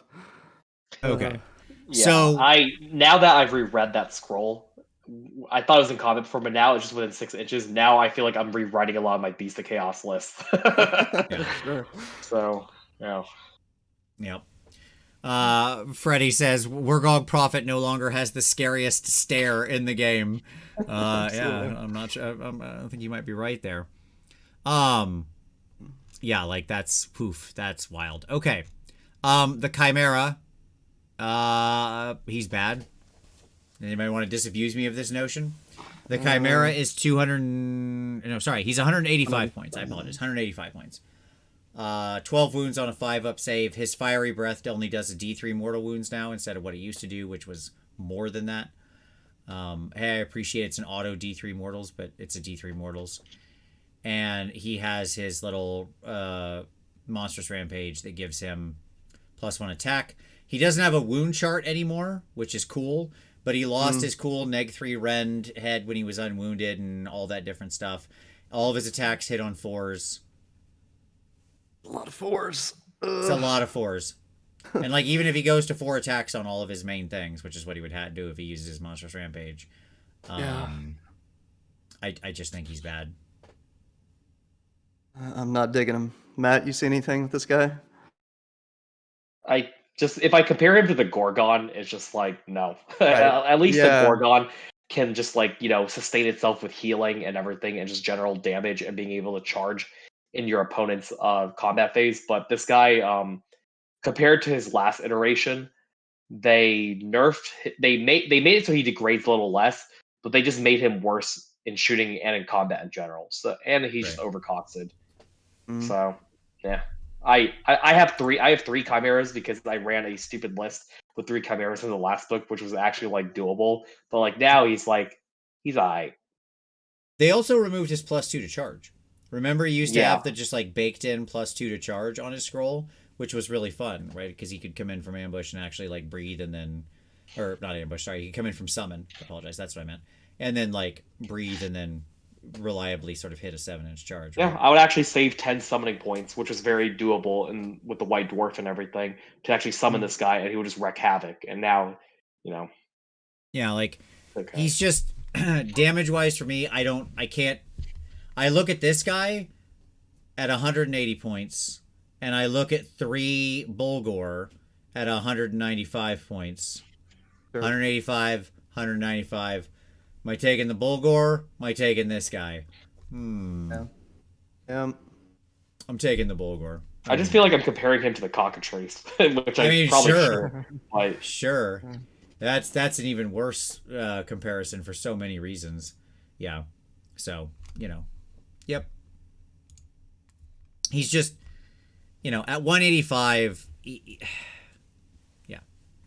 he's just too close to the other hammer units. To the other, that have utility or there's various elements, Yep. All right, the Cygor. Cool. 16 wounds, 5-up save. He's got his little boulder he throws. Still only 1 attack. Surprisingly. Somehow, he still has not figured out how to pick up a second rock. So there you go.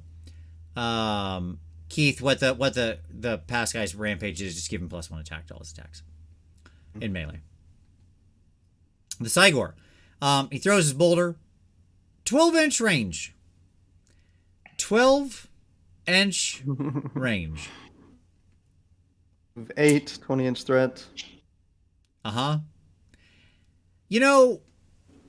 complained about this range for so long, like the short range of the Cygor. I thought for sure when we got this version, they would figure it out, and they'd be like, you know what? Let's let this guy throw his one stupid rock, 24 inches, something reasonable for the piece of artillery in this army. Nope, 12. Great. Is this the same profile that it used to be, Matt? 3s and 2s. It used to be 18 inches. It used to be 18 inches, and it was 4s and 2s. Yep, it was 18 inches. Oh, it's even shorter. Yeah, okay. Yeah. They complained. It got, I'm sorry. Yes, it got shorter. Yes, that's what I'm saying, Tyler. We complained about it for so long, and it got shorter. Unbelievable. I mean, he hits better on 3s instead of 4s, but well, they gave the long range to something else though on the Cygor Warscroll, which is really funny. It is, yeah. So now, all that being said, I don't hate this guy. So it's 12-inch range, 1 attack, 3s, 2s, -2, 5 damage flat, but it does decrease as he can only pick up smaller rocks as he gets wounded. So sure. One of the best episodes of Batman the Animated Series is an episode called Almost Got Him. And in that episode, Killer Croc, everybody's sharing their stories of the time they almost got Batman. So this is the Joker and I remember that. Penguin and everybody. The And Cygor actually hits better than the Gorgon melee. Yeah, there you go. And Killer Croc is sitting at the table, and when he tells his story, he's like, I threw a rock at Batman. And they're like, that's it? And he's like, it was a big rock. So anyways, that's what I think of when I think of this guy. Okay. He makes 7 attacks, 3s, 2s, -1, 2 damage. Perfectly fine. He's okay enough. At least he does 2 damage now instead of 1. So that's fine enough. He can he has his monstrous rampage is to eat an endless spell. So it's fine. It's fun. He doesn't, there's no downside to it. He can't like get hurt or anything, and if he does dispel it, he heals, which is cool. Not the most super useful thing, but it's okay. However, he has a double unbinder, which is great. And in addition, each time an enemy wizard within 30 inches of any friendly unit with this ability successfully casts a spell, and that spell is not unbound, the caster suffers 1 mortal wound after the effect of that spell has been resolved. So when they actually successfully cast, they always take a mortal wound. I like it. He's 210, and remember, if you take him in Quake Fray, not only does he become battle line, but he also becomes a priest. And in that situation, I actually like him quite a bit. Where he's actually a priest in battle line, I'm in for this guy, even with his crappy rock range. But I think he's got to be like, you got to be all in for this dude. I don't like this guy outside of Quake Fray. I'll be honest. Gorgon I love, kind of period. This dude I don't like outside of Quake Fray. Matt? What do you think, Matt? I actually think he has some use outside of Quake Fray because at 210 points with his like profile, he actually isn't like bad, and he's like a good utility piece because every time you cast a spell within 30 inches of him, you just take 1 mortal wound. Imagine just having that guy against Tzeentch, Lumineth, or Nagash, and you look at Nagash and be like, "You want to cast 8 spells?" So and also the monstrous action is actually better than like what it appears because all you have to do is like, let's say you just bring a cheap endless spell that costs 4 or 5 to like cast. Sure. You bring it next to the Gorgon because you can also unbind your own endless spells. You heal based off of the value of your dice roll. So I was playing a test game with the Cygor, and I rolled like a 10, and the Cygor was at like 5 wounds left. Okay, now he's back up to 15 wounds. Yeah, that's great. Yeah. So he's actually really tough to kill. Totally. You were talking earlier about chip damage, and I mean that could add up as part of a mortal wound chip damage plan. Yeah. That it seems like you can do decently with this book is the impression that I'm getting. I mean, not insanely, but it's almost a little bit like Seraphon, where you can do a bunch of like chip mortal wounds, not to the rate that Seraphon does it, but it's like kind of similar. And I also really like the Cygor in coalition with Slanesh and Khorne, because Depravity and then Khorne just loves more anti-magic. So yeah, that's cool. Yeah, Joel rocked him in that Measured Gaming Bat rep, and it was interesting. So the price value isn't too bad, but okay. Let's keep moving. So like all of these things are the same as what they were before in Tzeentch. That is to say, all the Tzeentch units we're about to touch on. So I'm not going to like go through all their stats. I'm just going to ask like, what do we think of their value in this army? Right, is more or less what I want to discuss, right? So let's start out with just straight up Zangor, the Beasts of Chaos Zangor. Okay. So Beasts of Chaos Zangor are 10 for 170. Now, these actually win the award as the highest straight-up melee damage in the book, depending on the save you're talking about. Okay? What I mean by that is they will outpace the dual wielder guys will outpace the Bulgor against like a very low save. Other than that, the Bulgor will outpace them. So just to be clear on what I was talking about earlier. But of course, Bulgor also have the impact hit mortal wounds, which are big, which put them back over the top. These guys' advantage is obviously their size. You're getting 20 wounds for 170 points. Like It's a lot. And these guys, to me, are really the actual reason why Bestigor are a harder sell for me at 10 for 220. Now, they are only on a 5-up save, but they do have some dudes with a 6-up ward, and so on and so forth. They have their... they can run and charge, which is great, built in, and so on and so forth. How do you rate Zangor? How you liking them? Do you think they have play in this book? As someone that abused 30 Zongors in the last book when they had a 4-up rally, I was actually down on them for a little bit because, like, oh, they lost the, you can't rally them anymore, and then you can't, they can never be conditional battle line anymore, actually. So they can never be a battle line unit. So that's another big change with them. So you can only take 20 at most. However, at 170 points and their base 3 attacks each on 3s and 3s, they actually hit. I mean, as you said, they hit harder than Bestigors, and they have a lot more attacks. And then I can see people running missiles of like 10, just a MSU block of 100, and 70 points or even 20 just to like charge at things and just uptrade because they'll get red 1 on round 2. And with like, let's say 10 of them, and if you have mutants, you're getting close to 30 or 40, even 50 attacks with them on the charge. And then if you combo them with like, +1 attacks with some command traits, it, makes them hit above their weight class. Yeah, I agree. These guys can just make a metric ton of attacks, and that we talked about that before. I think like when you look at their points out, they are 5 bravery compared to the 7 of Bestigor. I don't think it actually ends up mattering that much in the end, but it is a just thing to note. But to me, like when we're talking about the role, these guys fit the role of like just pure hammers a lot more. They generate a pretty insane number of attacks. With some number of dudes having the great blades and so on and all that. So I like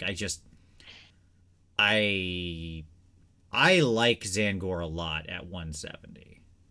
I think they're a pretty strong choice. Yeah, they're one of the cheaper hammers in our book. Yeah. They used to be, Matt. Beast. They used to be 170 in the last book. I thought they were like 175 or something like that, maybe, but I think maybe, but I mean, they're basically the same points. Yeah, it's the same. Okay, yeah. Besides of Zinch, I'm seeing 180 for unit of 10. Okay. Excuse me. They seem pretty attractive. Yeah, totally. I think they're good. Yeah, they're not an anvil anymore, but now they're just become a missile, which is probably more accurate to their role. Yep. Okay.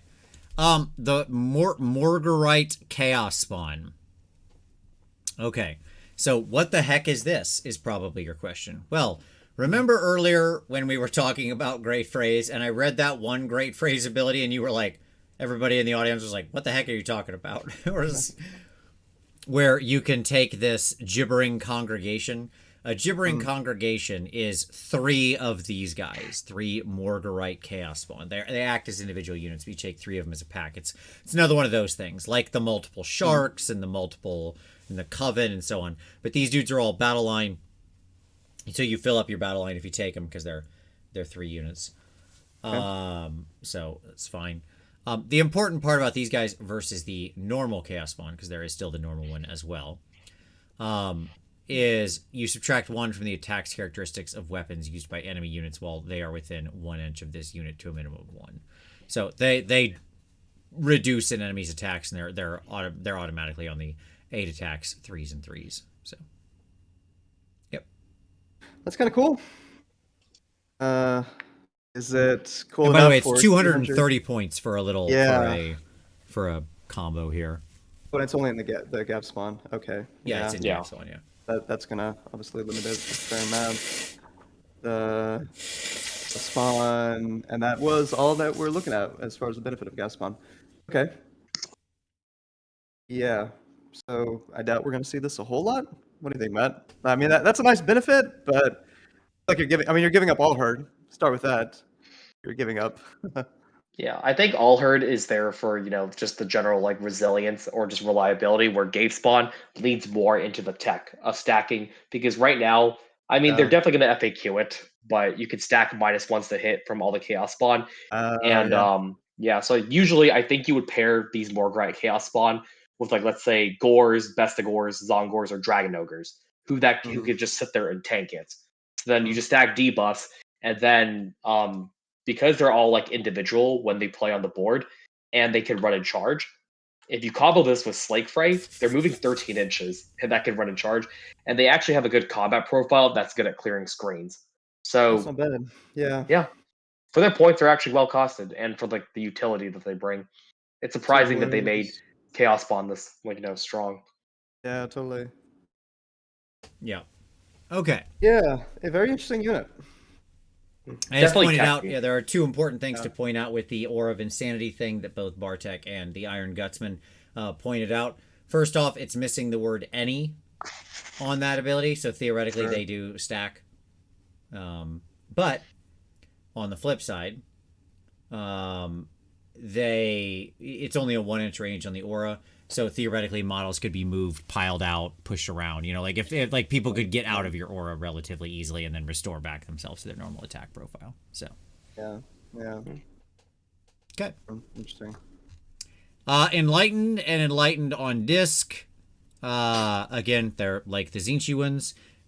The Enlightened on foot are 3 for 165. Which is like, yeah, sure, okay. And the Enlightened on disc are 3 for 215. They have the same abilities that the Disciples ones have. I'm pretty not interested in these guys in this book at that points cost, is my answer. But Matt, you got a different take? They're definitely paying for the sins of the last book, that's for sure. Yeah. These were a staple, right? With a lot of lists? Yes, because you could rally them on a 4-up, and they were 180 points for a unit of 3 on disc, and they would just obliterate anything they touched.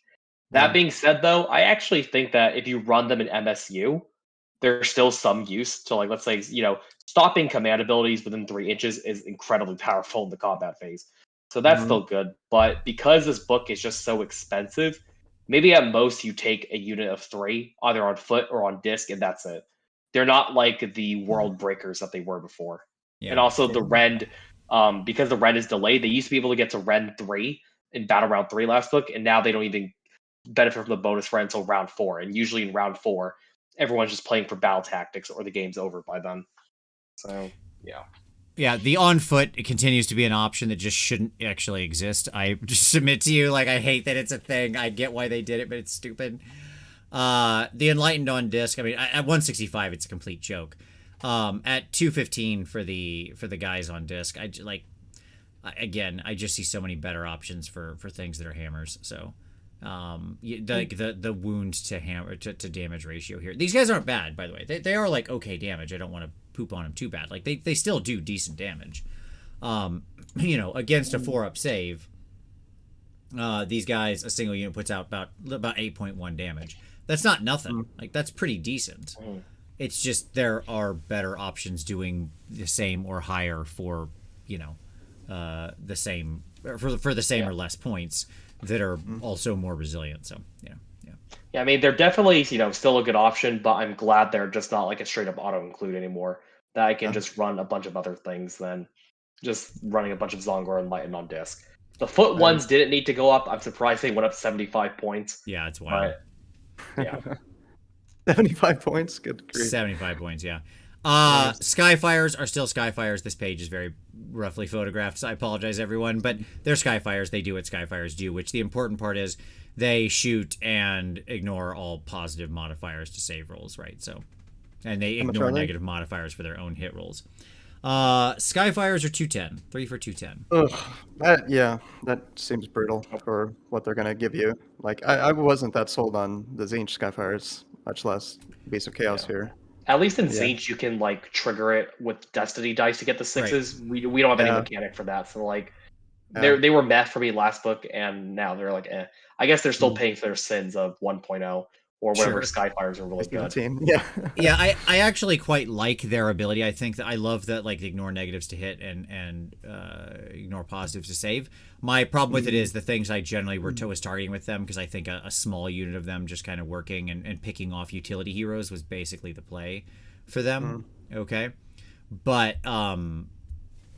they can't do that now because they can't go in sharpshooters. So I mean, unless I'm wrong, they also still hit on 4s. They shot. do still hit on 4s, yes. Yeah. Okay. Yeah.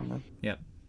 Like I didn't hate I've played a unit of 7 of them a few times in Disciples of Zinch, or sorry, 7. Sorry, a unit of 6 of them, which makes 7 attacks because of the champ, and found them perfectly adequate at just like harassing and weakening and cleaning up and stuff like that. And I like him for those abilities. But in this, without my Destiny dice in my back, I agree. Okay. Quick side note, I don't know if you guys saw the Alliance Open data that got put out on Twitter today. 57 players, 3 sharpshooter battalions. Yep. That's it. Don't think we're going to see a lot of sharpshooters, but hey, there we go. Okay. 57 players or 54 players, 57 battle reg everywhere, which Of course. a lot of us have been expecting. Just, a massive spike. It's back, baby. All right, the Shaman. You mentioned this dude earlier, Matt. Tell us why you like the Zangor Shaman. Zalgor Shaman is still good because he's still a 16-inch move, and he still is he used to be a 5-up save in the last book until the Zinch book came out. Now he's a 4-up save, and once per game he can get +3 to cast. So imagine having Arcane Tome on him, and then you take the Twist Fray general trait, so he's getting pluses to cast every single battle round. By the time you get to round 3, +3 to cast, and then if you really want a spell to go off, you drink the potion, so you'd be +6 to cast. Kind of overkill, but the Beast of Chaos spells are really good, and plus are endless spells. So sometimes you want to save it for a crucial turn. And because he's 6 wounds, he's a little bit better with taking the ritual mortal wounds than just being a 5. So yeah, I like him a lot. I do as well. Now he is mounted, but 115. That's not bad. Yeah, he is mounted, which is a downside in the current season. But yes, he's only 115 points. I think he's pretty much a rock star because of his mobility. Yep, I like this guy a lot, and I agree. With the exact build you just trotted out, I love it. Yep, 100%. I'm in that. So yeah. All right, Chaos Warhounds. They still exist. Next, Chaos Spawn. Just in case you're curious, by the way, sorry. Chaos Warhounds are 10 for 110 points. So 2 wounds. Let's see. They went up from being 1 and 2 wounds, so they actually got a lot better. They used to be 80 points, and now they went up 30 points to get an extra wound. So, and they also auto charge on if you have a 4 or something. So yeah. If you're looking for the bargain basement cheapest wounds to pack on the table, yes, they are like 10 points above Clan Rats on the wound count, right? But yeah, that's what they are. You're getting 20 wounds for 110 points, and basically it's just 20 wounds waiting to be lifted off the table because they're in combat they don't do much of anything and they have a 6-up save, so it's fine if you're just looking for bodies. The nice thing about them too is because their bases are like the tiny cav base. You can actually have a giant Congo line to stretch out if you need to. Yeah. But yeah, there's a screen. Yeah. And then the regular Chaos Spawn, he's a Chaos Spawn. He can run and charge, and he does the whole double attacks thing. The regular Chaos Spawn does go battle line in the Gav Spawn army, though I'm not sure why. I assume if you're going Gav Spawn, you're taking a gibbering congregation, which fills all of your battle lines. So, okay, that's fine. And he's a single, by the way. So it's not like you can reinforce the thing or something. So it is what it is. Yep, he's a Chaos Spawn. He's 65 points. I mean, he is cheap as chips, I guess. So, if you want the cheapest possible battle line option. There it is. Cool. The Chaos Gargant, because that still exists. I love this. I love the wacky things that are still included in this army. The Chaos Giant, he has timber like the giants. He can still stuff him in his bag. At the start of the combat phase, if he's within 6 inches of a friendly Beast Chaos hero, you can add 1 to the attacks characteristic of this unit's melee weapons for that phase. Which is cool, because that actually does affect this guy's damage to a significant degree. Turning his Ed button Mighty Kick from 1 to 2 attacks is a big jump in his efficacy. But the important part about this guy is his Aura of Foulness, which is subtract 1 from save rolls for enemy units within 3 inches of any friendly units with this ability, which is interesting. And this guy is 145 points for 12 wounds on a 5-up save. I don't hate him. He's another, again, I agree, thank you very much. Illegal Romanian Sushi, maybe the best, it's one of the greatest YouTube names I've ever seen. Another good friend for Slaves to Darkness, I agree. Like a dude who can just kind of walk around and pass out a neg 1 to save Aura passively. It's not bad. Yeah, Yeah, he can also put units in his bag, like so he can still break coherency like a regular baby giant. And also, he's actually really well costed, 145 points. So I'm surprised that with the utility that he brings, he's costed the way he is. 8-inch move, yeah. I really like this guy. Yeah, I mean the fact that it's all enemy units, it's not just one. With the -1, yeah. Attractive. Yeah. The Aura of Foulness sold me. I was reading through him and I was like, I don't like this guy. I don't like. Oh wait, hold on. Yeah. Brought it back around for me when I read this. I was like, okay, well, that Aura of Foulness, we got some tech now. Right? That's suddenly he's a component of a strategy, because now you start thinking about he's neg-1. He brings a roar with him when he walks in, right? Because he is a monster. Now it's round 2. Everybody else has got another Rend. Thank you very much. It's like, okay, well, some things are happening here, and it's equating to the enemy not having any save at all. Yeah. Stuff in the bag, in terms of, Matt, you were talking about turning off pile-in. When does the stuff in the bag trigger? After this unit makes pile-in move, pick one enemy model within 3, roll the dice, double model characteristic. Okay, yeah, so... Like, if you shut off their ability to pile in with the Vicious Stranglethorn spell, and then you pick someone out of their line, doesn't matter if they attack or not, they're just stuck. Right. Yeah. Like, definitely, you definitely want to, like, partner him with, like, the hammers in your book, like Bulgors, a Gorgon, he has a lot of best friends in this book. Absolutely. Just get this giant trailing around with some Bulgor, just like, people, let me tell you about my best friend. Here he is. Oh, I'm here, guys. Yeah. Yeah. I mean, 8 inches is kind of slow, but you can also take Slake Fray, the command trait, to make him move 11 inches. So, yeah.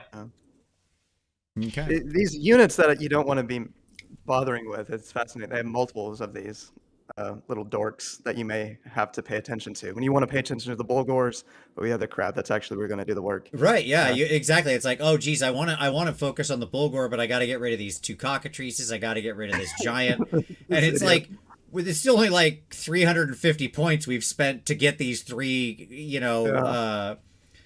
distraction Carnifexes on the table, right? So it's not bad. We've like, the meat of the army still well over here. Right. Yeah, it's cool design. Yeah. I mean, you can even make the case of taking 2 like Chaos Gargants in your list. Sure. Nurgle no pile-in is a random thing for only 1 turn, right? It's on their wheel. Yes, no, yes and no. Yes, it is a thing on their wheel, which is random. I mean, it's random in that they start on a random point on the wheel and then they advance to it, so you know which turn it's going to happen on. But it's also a thing that the Slobbity Bile Piper can do anytime he wants. He can toot him up a little no pile-in tune. So it depends on what you're talking about. They have multiple no pile-ins. Grashrak. Grashrak. Okay. He does Grashrak things. He has a casting value 7, 18-inch range spell. He gets the 6-inch bonus for his heroic actions. He does a D3 mortal wounds, and everybody in your army gets +1 to hit that unit that you target with it. +1 to hit. They made this guy an all-star for a long, long time. He's 180 points for him and his guys. I don't really know if that's worth it. Maybe it is, maybe it isn't.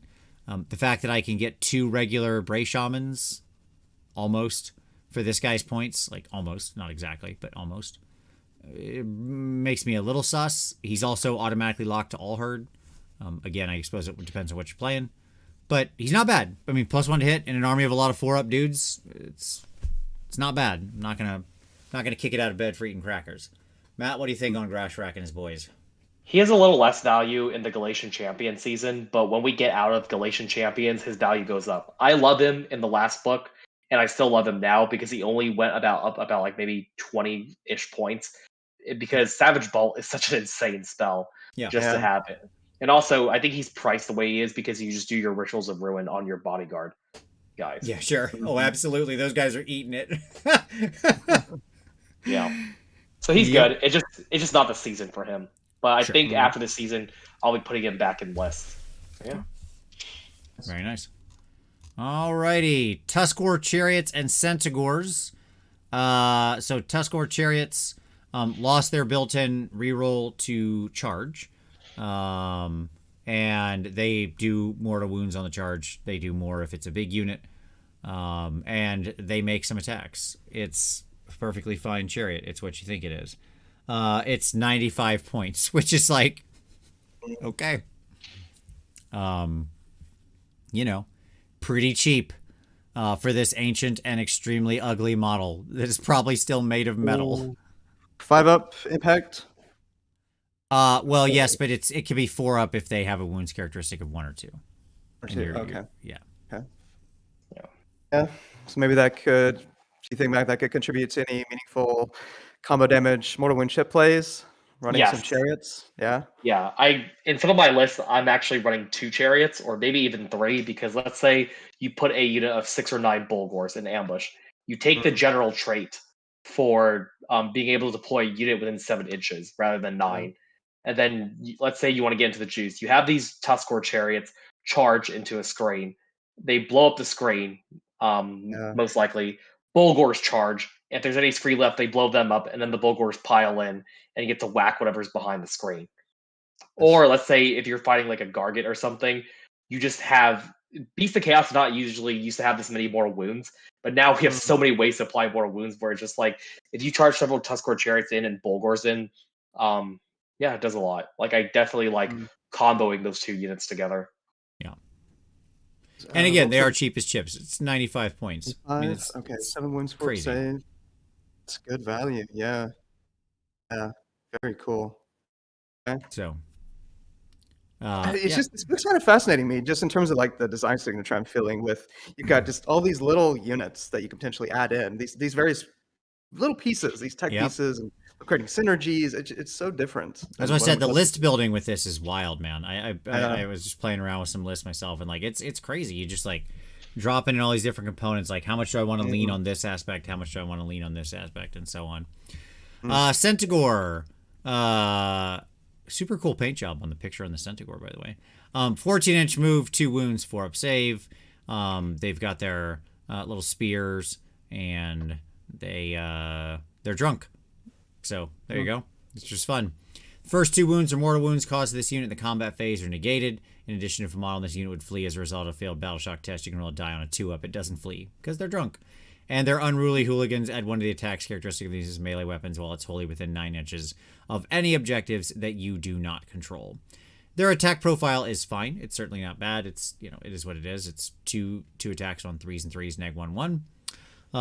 And Centaurs are 5 for 170. But they are battle line, which is wild if your general's a Great Bray Shaman. How about that? They can go battle line. These guys are fine. Like their profile and everything on them is fine. They have an interesting suite of abilities and stuff going on. My issue with them is I don't see the world where I'm bringing 5 of these for 170. Yeah. Like I just making it. Yeah. Again, I don't think the scroll is bad. I think it's actually an interesting scroll because of their ranged attacks and everything else and their speed. Like they're really fast. Like a 14-inch what are we doing with these base guys? move. Yeah, what are we doing with them at 170? Like Pairing screens. It's pure, yeah. Because they used to hit on 4s, wood on 4s, and now they're very reliable on 3s and 3s. And they get an extra attack if they're by an objective that I don't control. So, yeah. That's kind of interesting. Yeah, 3 attacks each. 3s and 3s, no rend. -1 rend? Okay. -1 rend. And then when it gets to round 2, -2 rend. 16 attacks. -2 rend. 3s and 3s. 2s and 3s maybe. 14-inch move. 24-inch threat range on the shots, but they're just a little pepper. They're also surprisingly tanky. Like, they went from being a 5-up save to a 4-up save, and they ignore the first 2 wounds now. Like, there's a lot of play with this unit. Yeah, the trigger on that, the first 2 wounds in that combat phase, okay. Like I said, I like the design of this scroll. I think it's a good scroll. I think at 170, I can find better ways to clear screens. Like all the ways you just mentioned, last Matt. That's my issue with it. Yeah, like Tuskor Chariots or something like that. Right, yeah, exactly. But if these guys were down some, 150, 140, okay. I'm starting to think about it now. right? So again, this just feels like a points issue. They feel like a really interesting unit in their capabilities. It's just they're not quite there. Little too expensive. I also feel like they're priced because they can be battle line. That's probably why they're priced the way they are. Yep. Yeah, something to think about. Oh, thank you. Yes, absolutely. And I should mention this. They also have built-in retreat and charge, which is really important. Okay. Thank you. That's Off cool. their standard bearer. Yeah. Yeah. Joel said 120 to 140, by the way, but you know, Joel's a B stam. So I think, but we meet in the middle at 140. I think that's the right points. There you go. Yeah, find somebody who never trust a beast player when they tell you points. Their anchor pricing is broken. They don't. Beast players do not know how to price units anymore. They've had 2-3 years of being trained that everything is just supposed to be bargain basement. They're shopping at the dollar store. They're shot, whatever. They don't understand that. Just ignore the billion red that we could give these units before. Right, like beast players are to be ignored completely. Take anything they say, add 10 to 20%, you get to the right number. Okay, that's what I mean. Honestly, if I had to give points for this, probably 150 kind of sounds like a sweet spot for Centaurs. But maybe I'm biased. No, I agree. Like I said, 140 to 150. That's the spot I'm going to plant my flag at. That's where I think they get interesting to me. Yeah. Mm-hmm. And I don't think they're bad now. I just think you won't really see them because they're just slightly too much. Okay, cool. Razor Gores. Oh my God, I can't believe we have to talk about these things. Do we have to? I thought they would delete this thing. You can't even buy this thing anymore, I don't think. I don't know. I haven't even bothered to look at the store. Okay. They heal badly. They are bad. Can we just move on from this? This truly the ugliest model in the history of Warhammer. Okay. It's quite a statement. I refuse. Pass. Slangor. Okay. Slangor Fiendbloods. That's right, baby. They're here. They're worked in now too. They got to join the party. Beasts of Chaos Slangor Fiendbloods are 3 for 130. They got a better profile than what the Slaanesh ones have. They upgraded when they moved over here. So that's good. Now they're 4 attacks, 4s and 3s, neg 1, 2 damage, or the champion guy is 5 attacks, 4s, 3s, neg 1, 2 damage. So it's a little better. They, at the end of any phase, if any wounds or mortal wounds were allocated to this unit in that phase, and this unit is more than 9 inches from all enemy units, this unit can move up to D6 inches. Remember when that was like an Ironjaw's rule? That was an Ironjaw's rule for a while. Now it's a Slaanesh rule. Oh, the world is so weird. So yes, they can move around if they get shot. That's what's happening, right? Or spelled or whatever. And then once per battle in the combat phase, you can make them fight twice, but the second time they fight, they have always strikes last. Okay. They're solid at 130 points. I like them for what they do. And I think the most interesting thing to me about their war scroll is the fact that it says Beast of Chaos, Slangor Fiendbloods. Because I know in the past with other books, if 2 books shared a unit, they would have to suffer with like whatever the scroll was from one book. So now it seems like GW is willing to actually create different war scrolls for the same unit if they're in different books. So yeah, that's pretty exciting. Yeah. Still only 3 I think wounds they might have done it. Yeah, 130 which is a challenge. But this scroll to me is still a little underwhelming, but it's better. It's still 9 wounds on a 5-up save, but it's better at 130. Right? Yeah, it's better. Yeah, fight twice makes them pretty like decent for what they do. Yeah. We're just gonna talk about endless spells as a pack. I mean, okay, these are Matt. What do you think of the endless spells? I have a favorite, but I'll save mine. Where are you living here? Can I pick 2, or do sure. I? You pick 2 if you want. No, go for it. Wildfire Taurus, because it doesn't affect Beast of Chaos units anymore, and it's still the same points cost, and it still moves around a lot. And Dirgehorn, they massively buffed Dirgehorn. Because it used to be within 3 inches. Now it's within 6 inches, and the aura of it goes up 6 inches every single battle round. It's so funny too because my pick was going to be the Dire Flock, which is really funny because the Dire Flock is only 40 points, and the Dire Flock actually has like a decent range. That is to say, it's a 12-inch cast and an 8-inch move, so it's got a good 20-inch threat. And 26 is the range of how much the aura reaches out, and it shuts off Rally and Inspiring Presence, which are 2 commands I hate, and so shutting those off is real good.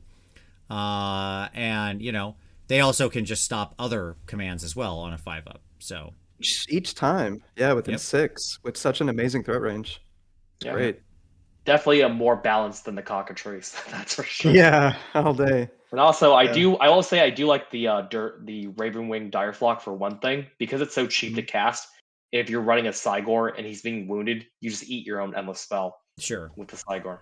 So yeah. And that's a good point, Assistant Ref. It does just block the issuing of the command, not necessarily the receiving of the command. So if they had a backboarded hero behind the flock, or it's like behind the unit that was outside of the range, then that unit could still issue, and then that unit could still receive.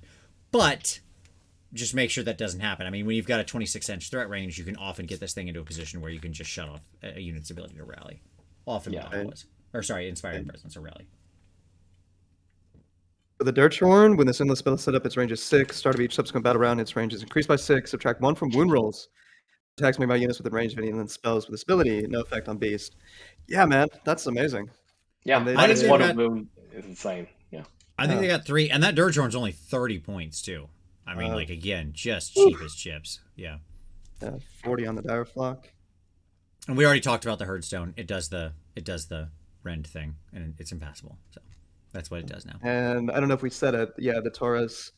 Does it do D3 mortal wounds, strike glass effect within 3 inches in the spell? We're talking lists now. All right, here we go, Matt. I got your first list up. We're gonna do this, but we're gonna be quick about it. So, lists. All right. Matt, take us through your first list. This is your all herd BOC list up on the screen for everybody. Great Bray Shaman, Dune Bull, Beast of Chaos, Zangor Shaman, 30 Gore, 6 Bulls, a Chariot, 10 Ungors, 10 Ungors, and a Gorgon. This is all packed into Warlord and Galatian Veterans. Hit us with the idea here. Yeah, so essentially the idea here is that, to me, this is like a standard beast list I can, definitely take. It's also a good all-comers list because you have 2 units of 6 Bulgors for your hammers. They can come out of ambush. And then while you also have a 30 block of Gores that, your opponents cannot ignore. And I also include a Tuskor Chariot to combo with the Bulgors in addition. And then with the Gorgon, I combo him with the Great Bray Shaman with Vicious Stranglethorns because of the combo I was talking about earlier with you guys, where if you stop a pile in and the spell goes off on a 5, suddenly when your Gorgon goes into like a unit of, like, let's say Chosen or something, and they can't pile in, suddenly they're going to lose a lot more Chosen. And then the Bray Shaman, the Beast of Chaos Zongor Shaman with Twist Fray, Curse Beast, get pluses to cast with Arcane Tome, makes it really reliable with Tendrils of Atrophy, which goes off on a 7. And then I'm also taking the Doom Bull with Tunnel Master and the Helm we were talking about earlier, because Fight Last comboing with Gorgons and Bulgors is just flat out amazing. Yeah, what did Tendrils do again? Tendrils? +1 to damage against the target. And the funny thing with that is that unless I read it wrong, it actually pairs well with the Bulgors. So, like, let's say if Bulgors have the Great Axe with Tendrils of Atrophy, and now they get +1 damage against the target. Now they're doing 4 damage a swing rather than 3 damage, and their mortal wounds also go up from 3 mortal wounds on 6 to hit to 4 mortal wounds on 6s to hit. Interesting. So, yeah. Yeah. Yeah, and then I like going high drop because even though we can't summon it, we don't have as many wounds as the last book. Because we can put things in ambush, I like having the most out of artifacts and enhancements just to make sure that this list can get everything that it needs to get. Yep. And, all her benefits the Gores and Ungors. So. And I mean, to be clear, you still have 140 wounds, so it's not like you're slouching over here, right? So. Yeah. Yep. Yeah. Very cool, man. Yeah. Good stuff. Lots of good tech there. I love it. This feels like a good all-arounder, solid So yeah, Joel McGrath said tendrils doesn't add to the damage characteristic, so it wouldn't increase the mortal wounds. So. Okay, but I mean, still getting extra damage on, paired axe, a great axe is Yeah, still sure, good. absolutely. I mean, Yeah. like you still are gonna have a bunch of attacks that aren't 6s, so +1 damage generally a good buff. Yep. Okay. Yeah. Cool. And then let's go to Gav Spawn, your Gav Spawn list. Come on, there we go. All right. This list is a little more wacky and creative, but Okay. Hit me. yeah. I love it. So I guess when it pulls up on the screen from my Yep, end, I'll walk everybody through what's in here. We got a Beast of Chaos Zangor Shaman, a Doom Bull, a Great Ray Shaman. We've got One-Eyed Grunnock. Uh-oh. 3 Morgarite Chaos Spawn, 6 Bulgors, 10 Ungors, 1 Beast of Chaos Chaos Spawn, 20 Gore, 1 Beast of Chaos Chaos Spawn. The Chaos Gargant coming in for the win, all wrapped up in a Warlord, Galatian Veterans, and some part in a Battle Regiment. Okay. Hit me. Yeah, so definitely, when I was like trying to figure out Beast of Chaos list because all of our units got a lot more expensive. I was trying to figure out, okay, if I don't want to run all herd, but I need like an anvil that can kind of fight, what am I looking at? And then I was looking through the allied options, and I saw a Mega Gargant for 420 points.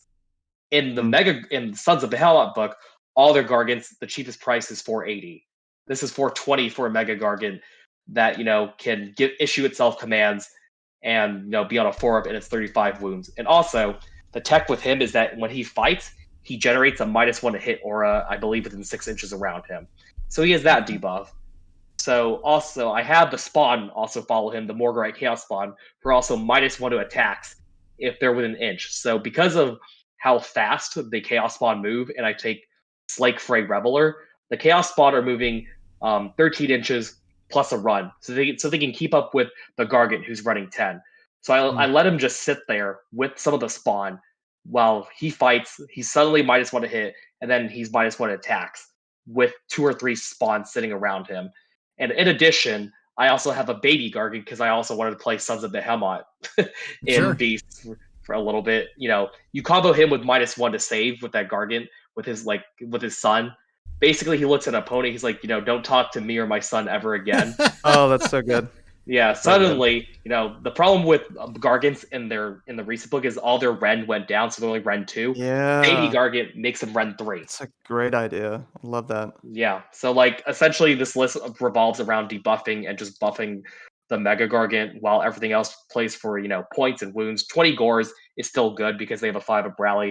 And if they charge something, they make something fight last, which helps the Gargant, or they can be on their own. And then yeah, and you still got your Doom Bull and Bulgor pairing up as well. Yeah, and then I could also pair the Doom Bull with the Gargant because he just makes himself charge at the start of the combat phase to make something that charged the Gargant fight last. So yeah, that's what it's there for. And then Tendrils of Atrophy, you get +1 damage, against the target unit. So suddenly One-Eye Grunnock's damage is going from 2 damage to 3 damage on his big club if Tendrils of Atrophy goes off. Yeah. So solid. Love it. Yeah, and I also really like Brave Blast Trumpet because even though this list doesn't have as many wounds as All Herd does, being able to summon a unit of 10 Gores is valuable just to get another fight last unit on the board. Yep. We haven't mentioned Kronspine. Do you rate him? Do you rate that at all? I know, Vince, you hate this Warscroll, and I'm not a big fan as well. But Kronspine, I rate yeeting it into the sun if that's what absolutely. You're asking me. Yeah, Incarnate's really, because of we're expensive, Incarnate is still really good in Beast, unfortunately. But yeah, I mean he's pointed efficiently, he doesn't die. But because the Mega Gargant is at 420 points, I actually value the Gargant over the Incarnate because you don't have to risk losing your wizard, and suddenly the Incarnate is just, potentially killing your guys if you're not positioning it well. The Gargant, you could just sit by your guys and he's just kind of independent. And also, the biggest reason why I want to take the Gargant is because my friend who painted this for me after I kit bashed it, this is my Mega Shaggoth. This is what Shaggoth should glorious. Be. Nice. Wow. Yeah, so I want a reason to take this guy again in my list. Love it. Yeah. Great, man. This is GameSpot this one is more of kind of like a fun list. I mean, I think it has a lot of legs because the nice thing about the Beast book is that there's no the list to take. This is me just trying out all the options. Such a good example of Fantastic. some of the things that we talked about. Yeah, just kind of plug and play with all these different pieces. If you want to know what my lists I've been playing with are, it's Quake Fray. You just take Doom Bull, you take 6 Bulgors, and then you just fill up like a Great Bray Shaman, and then the rest is just Gorgons and Cygors all the way down. That's just until you get to 2,000. Like that's it. That's the list. It's real And, easy. The nice thing about Quake Phrase is that, like, with what you just described, that's like insanely like viable, and that's actually really good. Right? Yeah, that's not me joking. That's me being 100% serious. Like that's amazing. I don't know if it's gonna win. I don't know that I'm 5-0 in anything, but I know I'm gonna have 5 fun games out of 5. That's for sure. That is happening. So there you go. All right. Well, Matt. Hey, buddy. Absolute pleasure. Thank you so much for being on. Yeah. Thank you for having me. I tried to play it cool as I learned from Gareth Thomas, but I was really excited when you guys hit me up for this show, and I was just like, oh wow, okay, because I've watched you guys' show for a long time, and it's good to finally be on here, and it was really fun talking to you guys about Beast of Chaos and just everything, and just being able to share my love of this book with not only you guys but just the general audience. Hey, 100%. It was great to have you. Thank you so much for coming on, man. We really appreciate it. And consider yourself pre-invited back for the future. We will. I know you're also a big Doc fan. And even though Doc is a terrible, overpowered, consistently broken, over-adorned army. Did it. I'm sure they'll get a book in no time and we'll have you back on. But no, well, Matt, you're welcome back anytime, buddy. For all of you out there, thank you so much for watching. We really appreciate it. Don't forget to hit like, subscribe, do all those fun things. It helps other people find the channel. We're on the road to 1 million now after we hit the 100,000. That's it, right? Yeah, road to 1 million. One milestone reached, the next milestone begins. But thank you so much, everybody, for watching. Don't forget, if you want to support the show, there's a merch store down below. Check out the new Snarling Badger merch store as well. You can also do so through Patreon. There is a link down there for that. That's focused on review and feedback and taking your next step on your hobby journey. But folks, as always, we really appreciate you watching. And as always, we'll see you next Wednesday.